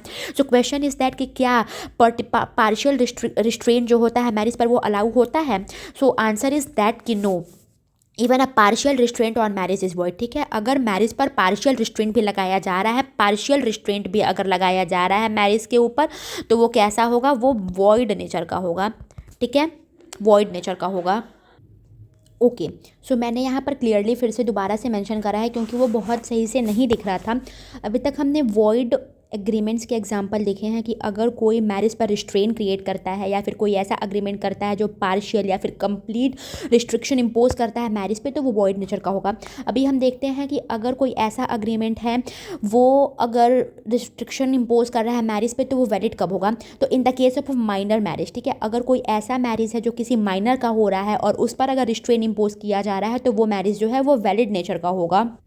All right. तो अगर कोई ऐसा अग्रीमेंट है जिसमें एक गार्जियन के साथ अग्रीमेंट किया जा रहा है और गार्डियन जो है वो अग्री कर रहा है कि वो अपने जो उनकी माइनर डॉटर है उनकी मैरिज जो है वो 18 ईयर से पहले नहीं कराएंगे, तो ऐसा अग्रीमेंट जो है, और दो ये मैरिज पर रिस्ट्रेंट क्रिएट कर रहा है लेकिन फिर भी वैलिड है क्योंकि यहाँ पर जो रिस्ट्रेंट है वो एक माइनर पर है। इसका एक लैंडमार्क केस है, वो देखते हैं। रिस्ट्रेंट ऑफ मैरिज को लेके, रिस्ट्रेंट ऑफ मैरिज के ऊपर ही एक लैंडमार्क केस है, एक बारी वो भी देख लेते हैं। And the case is of low versus pirs का केस है।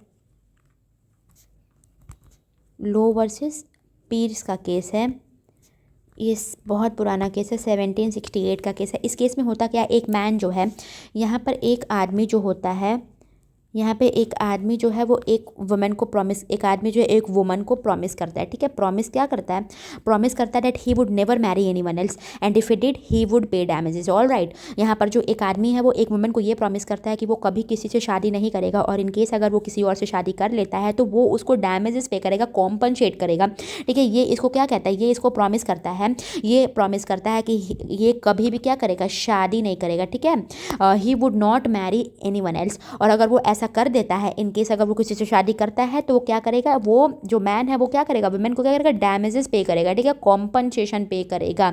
तो कोर्ट क्या हेल्ड करता है, कोर्ट हेल्ड करता है कि ये अग्रीमेंट जो इस मैन और इस वुमन के बीच में हुआ है वो वॉइड नेचर का है, क्योंकि यहाँ पर मैरिज पर रिस्ट्रेंट क्रिएट किया जा रहा है इस अग्रीमेंट के ऊपर, ठीक है। Agreement is of void nature because agreement was in restraint of marriage, तो ऐसा अग्रीमेंट वॉइड नेचर का होगा।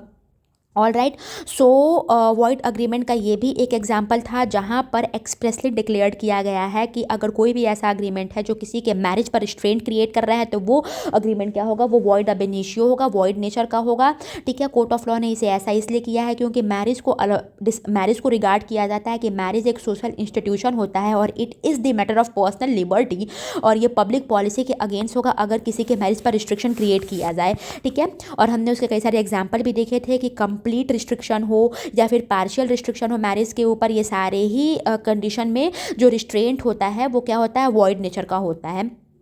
और केस इसमें लो वर्सेस पीर्स का हमने देखा।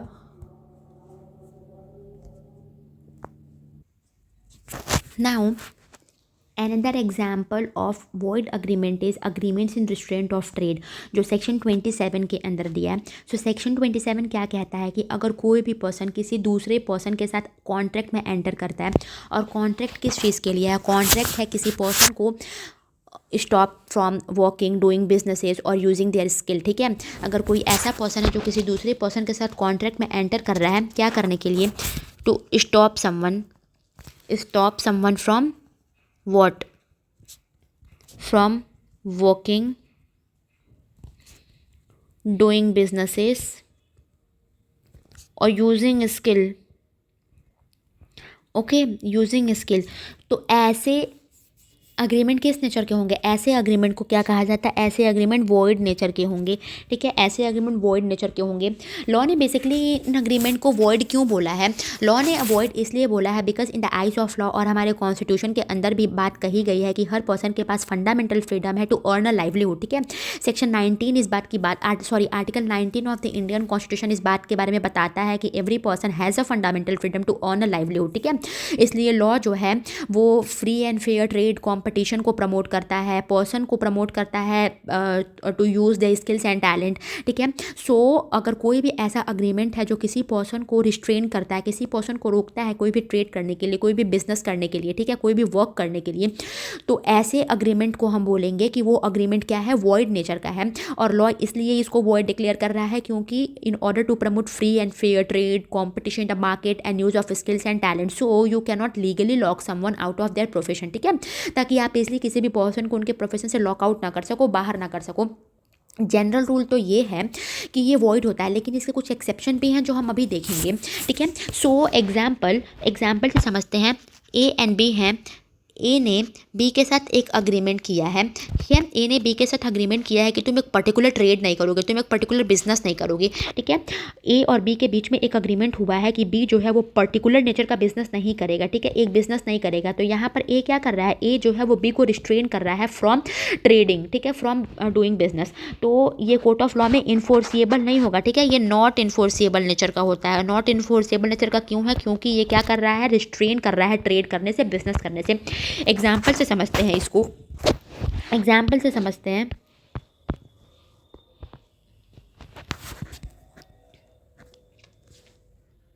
ओके, सो एग्जाम्पल ये है कि सोनू मार्केट में टी सेल करता है। ठीक है, सोनू क्या बिजनेस करते हैं? दो पार्टी हैं, सोनू है एंड मोनू है। सोनू क्या करते हैं? वो मार्केट में टी सेल करने का काम करते हैं। सो सोनू एंड मोनू ने बेसिकली एक अग्रीमेंट साइन किया है, जहाँ पर अग्रीमेंट का ये कंडीशन है कि सोनू मार्केट में क्या पूरे इंडिया में कहीं पर भी अब टी का सेल नहीं करेंगे। ऐसा अग्रीमेंट क्या है? ये अग्रीमेंट जो है वो वॉइड नेचर का है। वॉइड नेचर का क्यों है? एज पर सेक्शन 27 ये वॉइड नेचर का है क्योंकि ये वैलिडली सोनू को क्या कर रहा है? रिस्ट्रेंट कर रहा है from doing business, from doing trade. ठीक है, तो कोई भी ऐसा अग्रीमेंट जो किसी पर्सन को ट्रेड करने से, बिजनेस करने से या फिर अपने लाइवलीहुड को अर्न करने से अगर रोकता है, रिस्ट्रिक्शन इम्पोज करता है, तो ऐसे अग्रीमेंट वॉइड नेचर के होते हैं। और यहाँ पर मोनू के साथ सोनू ने जो अग्रीमेंट साइन करा है कि वो कहीं पर भी इंडिया में अब टी का सेल करने का काम नहीं करेंगे, वो वॉइड नेचर का है। अनदर एग्जाम्पल हम लेते हैं, वो एम्प्लॉयमेंट का है। यहाँ पर एक कंपनी है। ठीक है, एक नाम की एक कंपनी है, उसने एक मीना को हायर करा हुआ है। ठीक है, और मीना के साथ उसने एक अग्रीमेंट साइन किया है कि आफ्टर लीविंग दिस जॉब, ठीक है, अगर मीना ये जॉब छोड़ के जाती है तो she can't work in the same industry for another 5 years। ठीक है, सो ये एम्प्लॉयमेंट के रिगार्डिंग ये एक एग्जाम्पल है। एम्प्लॉयमेंट के रिगार्डिंग एग्जाम्पल है। यहाँ पे एक कंपनी जहाँ पर मीना नाम की लड़की काम करती है, सो एग्जाम्पल में ये कहा जा रहा है कि एक अग्रीमेंट साइन हुआ है कि after living this job she can't work in the same industry for another 5 years। तो ये कहीं ना कहीं फ्यूचर एम्प्लॉयमेंट पर रिस्ट्रिक्शन क्रिएट कर रहा है, और जनरली ये क्या है? ये वॉइड नेचर का है। ठीक है, अब हम यहाँ पर देखेंगे रिस्ट्रिक्शन इंडिया और इंग्लैंड में क्या डिफरेंस है। इंग्लैंड इंग्लिश लॉ और इंडिया में क्या डिफरेंस है रिस्ट्रेन ऑफ ट्रेड को लेके। So in comparison to English law, India में ये जो है agreement and restraint of trade ये ज़्यादा स्ट्रिक्ट नेचर का है, क्योंकि इंग्लैंड में रीजनेबल रिस्ट्रिक्शन को अलाउ किया गया है। इंग्लैंड में कहा जा रहा है, इंग्लैंड का लॉ ये है कि अगर रिस्ट्रिक्शन ऑफ ट्रेड जो है अगर वो कुछ रीजनेबल बेसिस पे है तब वो अलाउ किया जा रहा है। लेकिन इंडिया का जो रूल है वो कुछ ज़्यादा रिस्ट्रिक्टर है। Almost all short of restraint को यहाँ पर वॉइड बताया जा रहा है, चाहे वो रीजनेबल हो या नहीं हो। ठीक है, एक्सेप्ट सम स्पेसिफिक सिचुएशन जो कि सेक्शन 27 में ही दिया है। सो जनरल रूल तो ये है कि रिस्ट्रेन ऑफ ट्रेड का जो अग्रीमेंट है वो वॉइड नेचर का होता है, और इंग्लैंड में पार्शियल रिस्ट्रिक्शन अलाउड होता है अगर कुछ रीजनेबल रिस्ट्रिक्शन है, लेकिन इंडिया में ऑलमोस्ट सारे रिस्ट्रिक्शंस जो है वो वॉइड डिक्लेयर कर दिए जाते हैं। लेकिन कुछ एक्सेप्शन है। पहला एक्सेप्शन क्या है? वो सेल ऑफ गुडविल के बारे में है। पहला इसका एक्सेप्शन क्या है? पहला एक्सेप्शन ये है, sale of goodwill sale of goodwill के बारे में है, ठीक है। When a person sells the goodwill of a business they may agree not to start a similar business with certain limits, ठीक है। कहने का मतलब ये है कि सपोज इट अगर कोई पर्सन जो है वो किसी बिजनेस के गुडविल को सेल कर रहा है, ठीक है, गुडविल को सेल कर रहा है, तो वो पर्सन सिमिलर नेचर का दूसरा बिजनेस स्टार्ट नहीं कर सकता है with in a certain limit. For example आपने बहुत सारे लीज पे बहुत सारे कंपनीज को देखा होगा, जैसे हल्दीराम है या फिर बीकानेरी है, ये सारे कुछ बीकानेर वाला है, ऐसे कुछ प्रोडक्ट्स हैं जिनका जो गुडविल है ना वो पूरे इंडिया में फैला हुआ है। तो सपोज इट अगर कोई रमेश नाम का आदमी है जो हल्दीराम का बिजनेस है उसको क्या कर रहा है, उसको बेच रहा है, उसको गुडविल को बेच रहा है, तो यहाँ पे वो सिमिलर नेचर का बिजनेस जो है वो सर्टेन लिमिट में नहीं कर सकता है, नहीं स्टार्ट कर सकता है। अगर जो रमेश हैं उन्होंने हल्दीराम के गुडविल को लिया हुआ है और हल्दीराम के गुडविल को वो एक सिटी में अगर बेच रहे हैं, तो वो सिमिलर नेचर का बिजनेस, जिन भी चीज़ में हल्दीराम डील करती है, सिमिलर नेचर का बिजनेस उस सर्टेन लिमिट में क्या कर रहा है, वो नहीं खोल सकता है, ठीक है। ऐसा जो कंडीशन होता है वो रीजनेबल कंडीशन है, वो अलाउड होता है, वो सर्टेन टाइम प्लेस और नेचर के बारे में है, ठीक है। ये बेसिकली किया क्यों जाता है, ये किया इसलिए जाता है, ऐसा रिस्ट्रिक्शन इसलिए अलाउ है in order to protect the goodwill of a business, business के गुडविल को प्रोटेक्ट करने के लिए ये किया जा रहा है। अच्छा, अब पार्टनरशिप एक्ट के अंदर भी एक रिस्ट्रिक्शन दिया गया है। पार्टनरशिप एक्ट के अंदर ये कहा जा रहा है कि बेसिकली अगर सपोज दो लोग पार्टनर्स हैं सेम फॉर्म में, ठीक है, अगर मान लो कोई ऐसा फॉर्म है, कोई कंपनी है, कोई फॉर्म है जिसमें कुछ लोग पार्टनर्स हैं, तो वो side by side similar nature का बिजनेस, जो बिजनेस में वो लोग पार्टनर हैं, जो फॉर्म या जिस कंपनी में वो लोग पार्टनर हैं और वो फॉर्म और वो कंपनी जिस चीज़ में डील करती है सिमिलर नेचर का बिजनेस, वो लोग कहीं और साइड में नहीं अपना चला सकते हैं। दूसरा ये है कि फॉर्म को छोड़ने के बाद रीजनेबल लिमिट्स के अंदर वो लोग सेम नेचर के बिजनेस को नहीं चला सकते हैं कॉम्पिटिट करने के लिए, not to compete after leaving the firm within a reasonable time. And तीसरा ये है कि फॉर्म के डिजोल्यूशन के बाद वो कॉम्पिटिट नहीं कर सकते हैं। तो ये कुछ वैलिड रिस्ट्रिक्शन है in order to promote the partnership. तीसरा ट्रेड कॉम्बिनेशन है।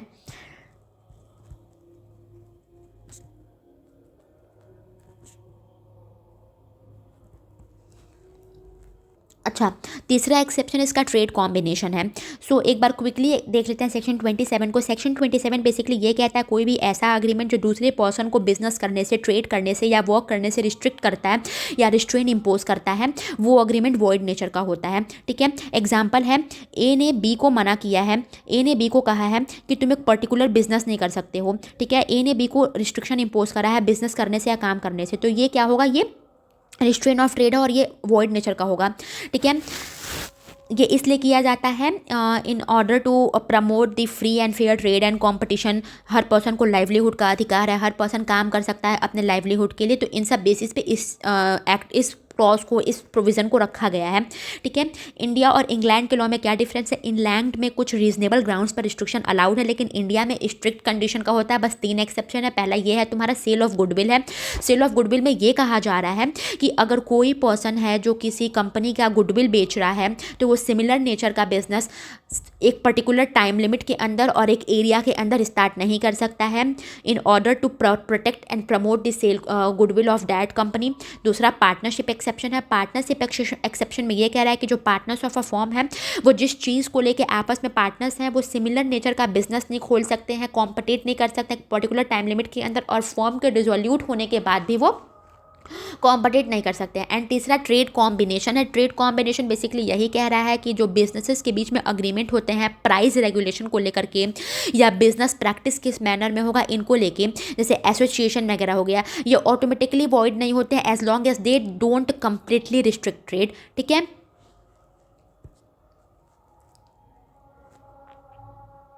इसका कुछ लैंडमार्क केस है जो कि agreement in restraint of trade है, जैसे मधुप चंदेर वर्सेस राजकुमार दास का केस है। इसमें बोला गया था कि agreement restricting a person from carrying on business was held void, ठीक है। इंडियन केस है, इस केस को याद रखना है, ठीक है। तो इसके कुछ लीडिंग केस जो हैं वो मधुप चंदेर वर्सेस राजकुमार का केस है। इस केस में कहा जा रहा है कोई भी ऐसा अग्रीमेंट जो किसी पर्सन को बिजनेस कैरी करने में रिस्ट्रेन डाल रहा है वो वॉइड नेचर का होता है। Another important case is Nordenfelt versus Maxim Nordenfelt guns and ammunition company. ये इंग्लैंड का केस है, इंग्लिश केस है। इसमें कोर्ट ने बोला है कि अगर कोई भी बिजनेस या ट्रेड पर रिस्ट्रेन इम्पोज किया जा रहा है तो वो हमेशा रीजनेबल होना चाहिए, लेकिन हमें इंडियन कंडीशन में स्ट्रिक्ट रूल को फॉलो करना है। और सिर्फ हमारे पास वही 3 एक्सेप्शन है जो हमने ऊपर पढ़ा है कि सेल ऑफ गुडविल है, पार्टनरशिप एक्सेप्शन है और ट्रेड कॉम्बिनेशन है। इनके अलावा कोई भी और एक्सेप्शन का ग्राउंड नहीं है।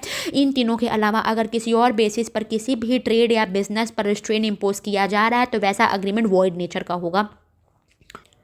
नाउ सेक्शन 28 के अंदर ऐसे अग्रीमेंट की बात करी जा रही है, कोई भी ऐसा अग्रीमेंट है जो लीगल प्रोसीडिंग पर रिस्ट्रेन इम्पोज कर रहा है वो भी वॉइड नेचर का होता है।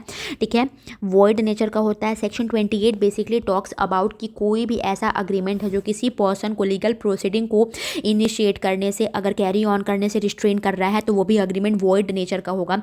यहाँ पर बेसिकली इसके पीछे लॉ का ये बेसिक आइडिया है that no one can be stopped from going to court to enforce their legal right. ठीक है, हर पर्सन के पास ये राइट है कि वो अपनी राइट्स को, अपने इंटरेस्ट को इन्फोर्स कराने के लिए कोर्ट ऑफ लॉ के पास जा सकता है। तो अगर कोई भी ऐसा अग्रीमेंट होता है, कोई भी ऐसा कॉन्ट्रैक्ट होता है जो किसी पर्सन को रोकता है, स्टॉप करता है कि वो अपने उस राइट का यूज़ नहीं कर सकता है, वो अपने लॉ राइट्स को इन्फोर्स कराने के लिए कोर्ट ऑफ लॉ में नहीं जा सकता है, तो वो कॉन्ट्रैक्ट जो होगा वो वॉइड नेचर का होगा। So we can say that कि any agreement that restricts a person from taking legal action is of void nature. ठीक है, सो सेक्शन 28 स्पेसिफिकली क्या कहता है? सेक्शन 28 कहता है एब्सोल्युटली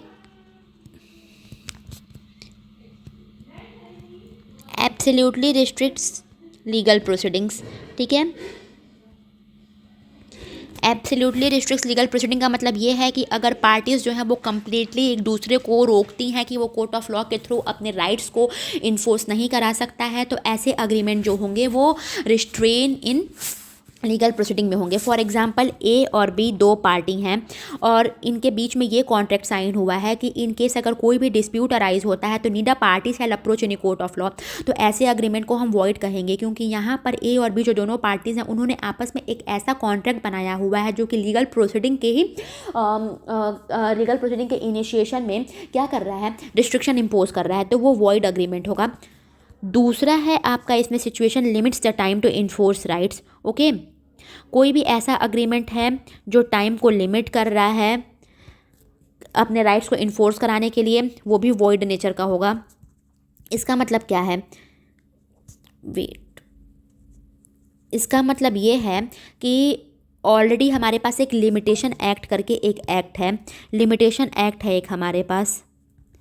लिमिटेशन एक्ट के अंदर हर चीज़ को लेकर टाइम पीरियड फिक्स किया गया है, बताया गया है कि आपके पास कोई भी अगर केस है तो आप कितने दिनों के अंदर कोर्ट ऑफ लॉ में जाके केस फाइल कर सकते हो, सूट फाइल कर सकते हो, रेमेडीज़ ले सकते हो।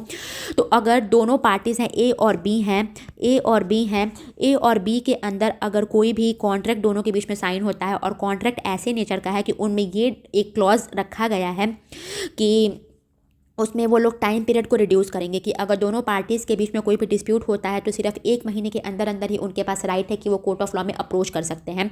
ठीक है, तो ऐसे कॉन्ट्रैक्ट को भी हम वॉइड कहेंगे क्योंकि ये बेसिकली जो राइट्स को क्लेम करने का टाइम पीरियड है उसको शॉर्टेन कर रहा है, बेसिकली लीगल लिमिटेशन पीरियड को शॉर्टेन कर रहा है। ठीक है, फॉर से अगर ए जो है वो कॉन्ट्रैक्ट में ये कह रहा है कि कोई भी ऐसा क्लेम जो है वो विदिन 3 मंथ्स में फाइल हो जानी चाहिए, लेकिन लिमिटेशन एक्ट 3 साल का समय हमें दे रहा है, तो ये कहीं ना कहीं लॉ के अगेंस्ट जा रहा है क्योंकि अगर हमारा लिमिटेशन एक्ट हमें क्लेम को फाइल करने के लिए 3 साल का समय दे रहा है तो आप उसको शॉर्टन करके 3 महीने का पीरियड नहीं रख सकते हो। तो क्लियरली ये क्लॉज जो है वो वॉइड नेचर का है। ठीक है, आप you cannot contract out of statutory limitation. अगर स्टैट्यूटरी लिमिटेशन 3 साल की है तो आप उसके बियॉन्ड नहीं जा सकते हो। स्टैट्यूटरी लिमिट ने अगर हमें 3 साल का समय दिया हुआ है तो आप उसको शॉर्टेन करके 3 महीने का नहीं कर सकते। ठीक है, तो यहाँ पर ए और बी के बीच में जो टाइम पीरियड का कॉन्ट्रैक्ट साइन हुआ है कि जो क्लेम है वो 3 महीने के अंदर अंदर ही फाइल हो जानी चाहिए, वो वॉइड नेचर का है क्योंकि लिमिटेशन एक्ट ने हमें ऑलरेडी 3 साल का समय दिया हुआ है और अगर इन्होंने 3 महीने के लिए साइन किया है तो ये वॉइड नेचर का हो जाएगा। ठीक है, वॉइड नेचर का इनका कॉन्ट्रैक्ट हो जाएगा।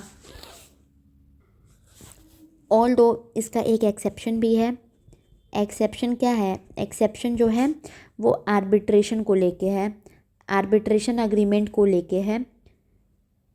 आर्बिट्रेशन अग्रीमेंट को लेके इसका एक्सेप्शन है।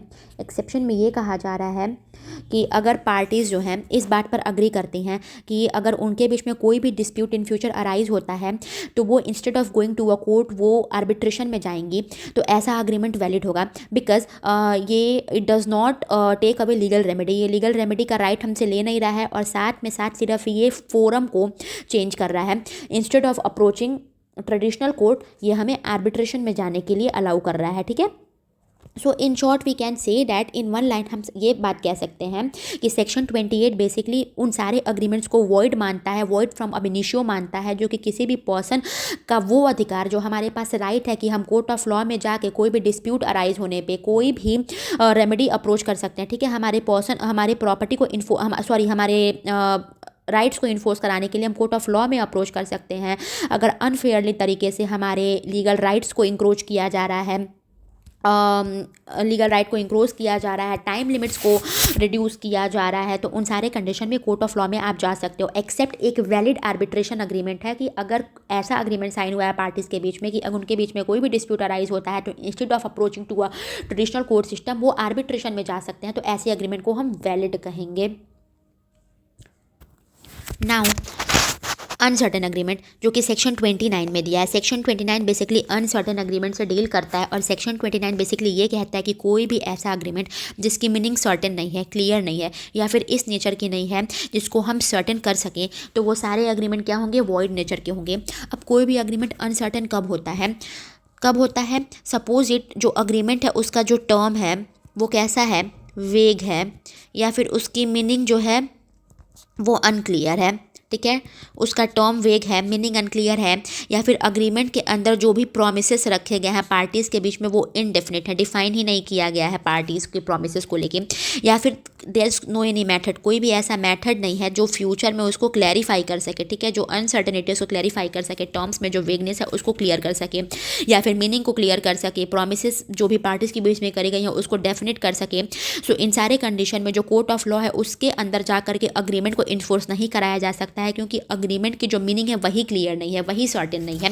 और हम सब जानते हैं कि एक अग्रीमेंट को कॉन्ट्रैक्ट में कन्वर्ट करने के लिए इट इज़ क्वाइट एसेंशियल कि अग्रीमेंट का क्लियर होना काफ़ी ज़रूरी है कि क्या टर्म्स है, क्या कंडीशन है, उसकी मीनिंग क्या है, पार्टीज़ के बीच में क्या प्रोमिसेस रखे गए हैं, क्या कंसिडरेशन रखे गए हैं, ठीक है। तो कोई भी ऐसा अग्रीमेंट जिसकी मीनिंग क्लियर नहीं है, जिसके टर्म्स एंड कंडीशंस वेग नेचर के हैं, पार्टीज़ के बीच में जो प्रोमिसेस की गई है वो इनडेफिनिट है, और कोई भी ऐसा मेथड नहीं हमारे पास अवेलेबल है जो कि लेटर स्टेज पे जाके क्लैरिफाई कर सके, तो लॉ क्या कहता है, लॉ कहता है कि कोर्ट जो है, लॉ क्या कहता है कि इन सारे कंडीशन के होने पर जो कोर्ट है वो ऐसे अग्रीमेंट को क्या करती है, इन्फोर्स नहीं करा सकती है, कैनॉट इन्फोर्स इट, ठीक है, इन्फोर्स नहीं करा सकती है।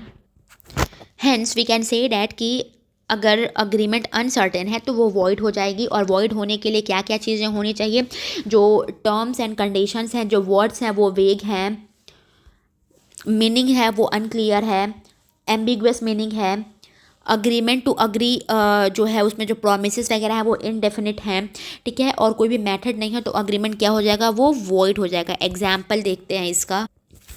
सपोज इट ए ने बी के साथ अग्रीमेंट किया है, किस चीज़ के लिए, कि वो उसको एक reasonable quantity of rice sell करेगा, ठीक है, reasonable quantity of rice sell करेगा, ठीक है। तो ये अग्रीमेंट जो है वो वॉइड है। वॉइड क्यों हो जा रहा है, क्योंकि यहाँ पर ए ने बी के साथ क्या कहा है कि वो रीज़नेबल क्वांटिटी ऑफ राइस उसको सेल करेगा। अब रीज़नेबल क्वांटिटी कुछ भी हो सकती है, 10 kg भी हो सकती है, 100 kg भी हो सकती है। यहाँ पर अमाउंट का क्लैरिफिकेशन नहीं है कि कितने केजीज ऑफ राइस है, कितने टन्स ऑफ राइस जो है वो ए बी को सेल करेगा। यहाँ पर सिर्फ उसने बोला है कि वो रीज़नेबल क्वांटिटी करेगा। रीज़नेबल क्वांटिटी कुछ भी हो सकती है, 10 किलो भी रीज़नेबल हो सकती है और 100 किलो भी रीज़नेबल हो सकता है। सो यहाँ पर due to uncertainty of quantity of rice ये अग्रीमेंट क्या हो जाएगा, वॉइड हो जाएगा। दूसरा एग्जाम्पल, अगर प्राइस क्लियर नहीं है, मान लो ए ने बी को अग्री करा है कि वो उसे अपना कार जो है वो एक सर्टेन प्राइस पे सेल करेंगे, ठीक है, एक सर्टेन प्राइस पर सेल करेंगे, ठीक है, सर्टेन प्राइस पर सेल करेंगे, पर यहाँ पर प्राइस क्लियर नहीं है कि वो कितने में सेल करेंगे, 1 लाख में करेंगे, 2 लाख में करेंगे, 5 लाख में करेंगे, कितने में करेंगे। यहाँ पर सिर्फ सर्टेन प्राइस लिखा गया। अब सर्टेन प्राइस कुछ भी हो सकता है, 1 लाख, 2 लाख, 5 लाख, 10 लाख, कुछ भी हो सकता है। तो जब यहाँ पर प्राइस की सर्टेनिटी नहीं है, उस चक्कर में भी ये अग्रीमेंट क्या हो जाएगा, वॉइड हो जाएगा। एम्बिग्यूअस मीनिंग, ठीक है। अब कई बार ऐसे वर्ड्स होते हैं जिनकी मीनिंग एम्बिग्यूअस होती है या फिर मल्टीपल मीनिंग्स वो वर्ड्स कैरी करते हैं। तो अगर एक शब्द जो है वो मल्टीपल मीनिंग कैरी कर रहा है और जो अग्रीमेंट के टर्म्स हैं उनसे ये क्लैरिफाई नहीं हो पा रहा है कि कौन से मीनिंग की वो बात कर रहा है, तो उस कंडीशन में भी जो अग्रीमेंट है वो वॉइड हो जाएगा।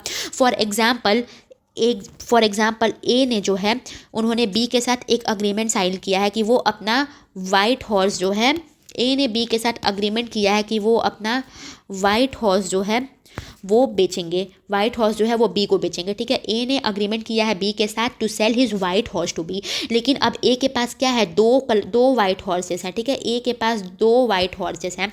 Now it is not clear कि ए अपने किस वाइट हॉर्स को बेचने की बात कर रहे हैं, तो यहाँ पर भी मीनिंग जो है वो इनडेफिनिट है, मीनिंग क्लियर नहीं है कि ए अपने किस वाइट हॉर्स को बेचने की बात कर रहे हैं। तो यहाँ पर भी जो अग्रीमेंट है वो वॉइड हो जाएगा unless it can be identified later, अगर बाद में ये आइडेंटिफाई कर लिया जाए कि ये अपने किस घोड़े को बेचने की बात कर रहे हैं, क्योंकि ए के पास सेम कलर के 2 घोड़े हैं, ठीक है। Agreement to agree in future, agreement to agree in future जो होता है वो भी वॉइड होता है, क्योंकि यहाँ पे फ्यूचर में क्या होने वाला है ये कोई भी आइडेंटिफाई नहीं कर सकता है। सो अगर मान लो ए एंड बी अग्री करते हैं कि वो टर्म्स को बाद में डिसाइड करेंगे, ठीक है, टर्म्स को बाद में डिसाइड करेंगे, तो ये कॉन्ट्रैक्ट नहीं बन पाएगा, क्योंकि फ्यूचर में जो भी चीज़ें होने वाली हैं इसके बारे में किसी को नहीं पता है। तो टर्म्स अगर क्लैरिफाई नहीं है तो वो अग्रीमेंट भी वॉइड हो जाएगा, ठीक है। नाउ एक क्वेश्चन अराइज होता है कि वो कौन सी कंडीशन होती हैं जब अनसर्टेनिटी किसी अग्रीमेंट को वॉइड नहीं करती है, या फिर वी कैन से डैट कि इसके एक्सेप्शन क्या है, क्योंकि जनरल रूल तो ये है कि अगर अनसर्टेनिटी है अग्रीमेंट में तो अग्रीमेंट वॉइड हो जाएगा। हमने एग्जाम्पल भी देखा है यहाँ पर बहुत सारा, reasonable quantity of rice, quantity क्या होती है, रीजनेबल कुछ भी हो सकती है। कार किसी स्पेसिफिक प्राइस पे बेचेंगे, स्पेसिफिक प्राइस क्या है, कुछ भी हो सकती है। 2 वाइट हॉर्सेस, ये सारी चीज़ें जो है वो वॉइड अग्रीमेंट को लेके हैं। लेकिन कुछ ऐसी भी सिचुएशन होती है जब अनसर्टेनिटी के होने के बावजूद भी अग्रीमेंट वॉइड नहीं होता है, ठीक है। एग्जाम्पल है, जैसे सपोज इट ए ने अग्री किया है, वेट,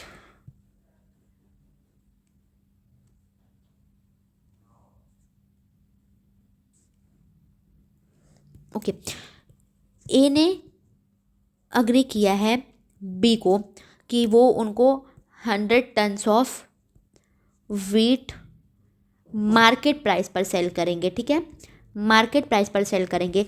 तो ऑल दो यहाँ पर स्पेसिफिक प्राइस की सर्टेनिटी नहीं है कि वो कितने प्राइस पर 100 टन्स ऑफ वीट बेचेंगे, लेकिन उन्होंने यहाँ पर ये क्लैरिफिकेशन दिया है कि वो मार्केट प्राइस पर बेचेंगे।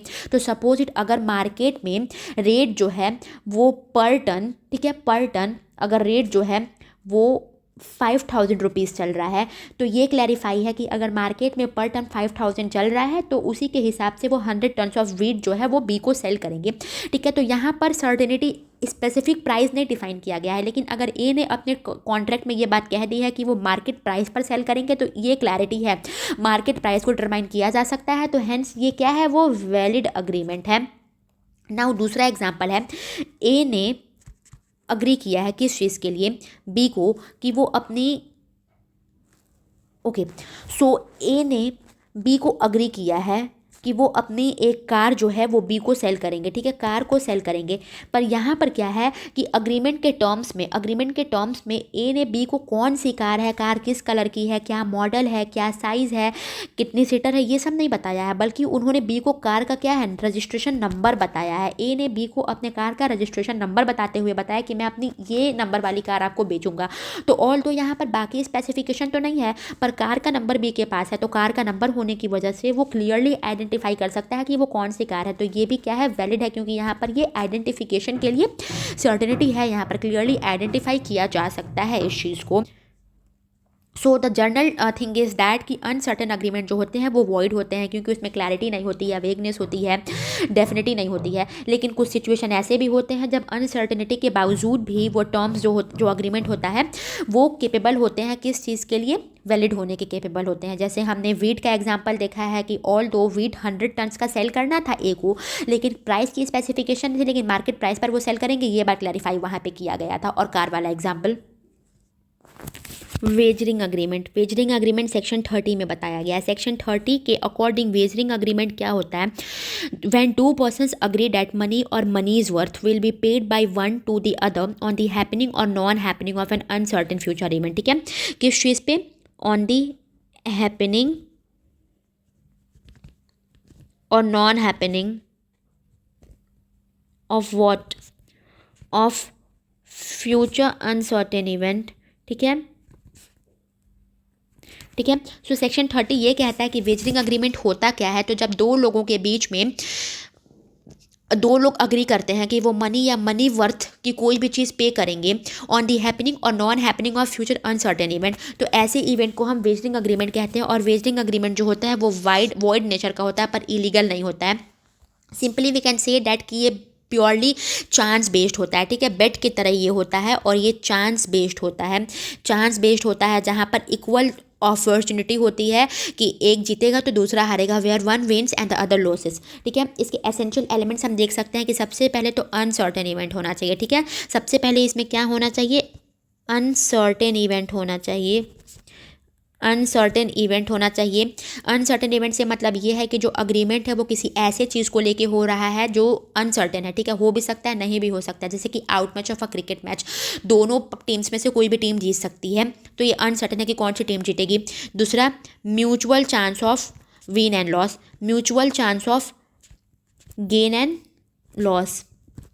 ठीक है, मतलब कि जो दोनों पार्टीज इन्वॉल्व होती हैं इस अग्रीमेंट में उनके पास म्यूचुअल चांस होता है, 50-50 होता है, दोनों में से कोई भी पार्टी जीत सकती है और कोई भी पार्टी हार सकती है। वन पार्टी विन्स और ओनली इफ अदर लॉसेस। ठीक है, जैसे अब क्रिकेट मैच ही है, उसमें अगर कोई बेट लगा रहा है तो उसमें एक पार्टी जो है अगर जीत सकती है, दूसरी पार्टी हार सकती है। No control over event. ठीक है, अब कंट्रोल के ऊपर कोई इवेंट के ऊपर कोई कंट्रोल नहीं होता। इवेंट के ऊपर कंट्रोल क्यों नहीं होता है, क्योंकि बेसिकली फ्यूचर अनसर्टेन इवेंट है। एक तो फ्यूचर का इवेंट है, आप फ्यूचर में क्या होने वाला है उस बात की क्यास नहीं लगा सकते, एंड दूसरी अनसर्टेन। अनसर्टेन का मतलब ये है कि कुछ भी क्लैरिटी ही नहीं है, कोई भी पार्टी का आउटकम पे कंट्रोल नहीं होता है। ठीक है, if someone can influence the result it is not a wager. Another essential is promises to pay money or money worth. Promise to pay money और मनी इज़ वर्थ, मतलब कि इसमें जो पार्टीज इन्वॉल्व होती हैं वो अग्री करती हैं कि वो या तो पैसे की पेमेंट करेंगी या फिर कोई दूसरी वैल्यूएबल थिंग्स की पेमेंट करेंगी जो कि मनी के इक्वल होती है। ठीक है, सो वेजरिंग अग्रीमेंट जो होते हैं वो बेसिकली वॉइड नेचर के होते हैं। वेजरिंग अग्रीमेंट जो होते हैं ना वो वॉइड नेचर के होते हैं। वॉइड नेचर के क्यों होते हैं, बिकॉज इसका वॉइड नेचर के इसलिए होते हैं क्योंकि ये कोर्ट ऑफ लॉ में इन्फोर्स नहीं करा सकते हैं। ठीक है, अनइन्फोर्सिएबल होते हैं, अनइन्फोर्सिएबल होते हैं। और अगर you cannot file a suit to recover money won in a bet. ठीक है, बेसिकली एक बेट की तरह होता है, तो अगर एक पार्टी को अगर कोई भी ग्रीवियंसेस होता है तो कोर्ट ऑफ लॉ में जाके वो उसको इन्फोर्स नहीं करा सकती है। फॉर एग्जाम्पल इंडिया और ऑस्ट्रेलिया का मैच हो रहा है, इंडिया एंड ऑस्ट्रेलिया का मैच हो रहा है, ए एंड बी ने अग्री किया है। तो यहाँ पर ये क्या कर रहा है, ये बेटिंग कर रहे हैं। ठीक है, ए एंड बी ने क्या किया, यहाँ पर वेजरिंग करा है 1000 रुपीज़ को लेके। ठीक वैसे ही दो फ्रेंड्स हैं, उन्होंने कल के दिन पे होने वाले रेनफॉल को लेके एक अग्रीमेंट किया हुआ है। ठीक है, कि कल बारिश होगी, तो ये क्या है, ये एक वेजरिंग अग्रीमेंट का एग्जांपल है। क्योंकि सबसे पहले तो रेनफॉल ये क्या है, ये अनसर्टेन इवेंट है, कभी भी हो सकती है, कहीं पर भी हो सकती है। और दोनों जो फ्रेंड्स हैं उन्होंने अनसर्टेन और फ्यूचर इवेंट की बात कर रही हैं। सबसे पहले तो वो क्या कर रहा है, एक अनसर्टेन इवेंट को लेके आपस में वेजरिंग कर रहे हैं। रेनफॉल जो क्या है वो अनसर्टेन है, कभी भी हो सकती है। और इन्होंने अपने अग्रीमेंट में क्या कहा है, फ्यूचर के लिए, टुमारो के लिए, टुमारो मतलब कल, तो ये एक फ्यूचर अनसर्टेन इवेंट को लेके आपस में अग्रीमेंट कर रहे हैं, तो ये एक वेजरिंग अग्रीमेंट है। ठीक है, अब it is quite important to understand कि इंश्योरेंस वाले जो भी कॉन्ट्रैक्ट होते हैं, insurance contracts, skill based competitions, insurance contract, skill based competitions and horse racing जो होते हैं वो कुछ इसके एक्सेप्शन हैं, वेजरिंग कॉन्ट्रैक्ट के एक्सेप्शन हैं। ऑल राइट, ये सब कुछ इसके एक्सेप्शन हैं।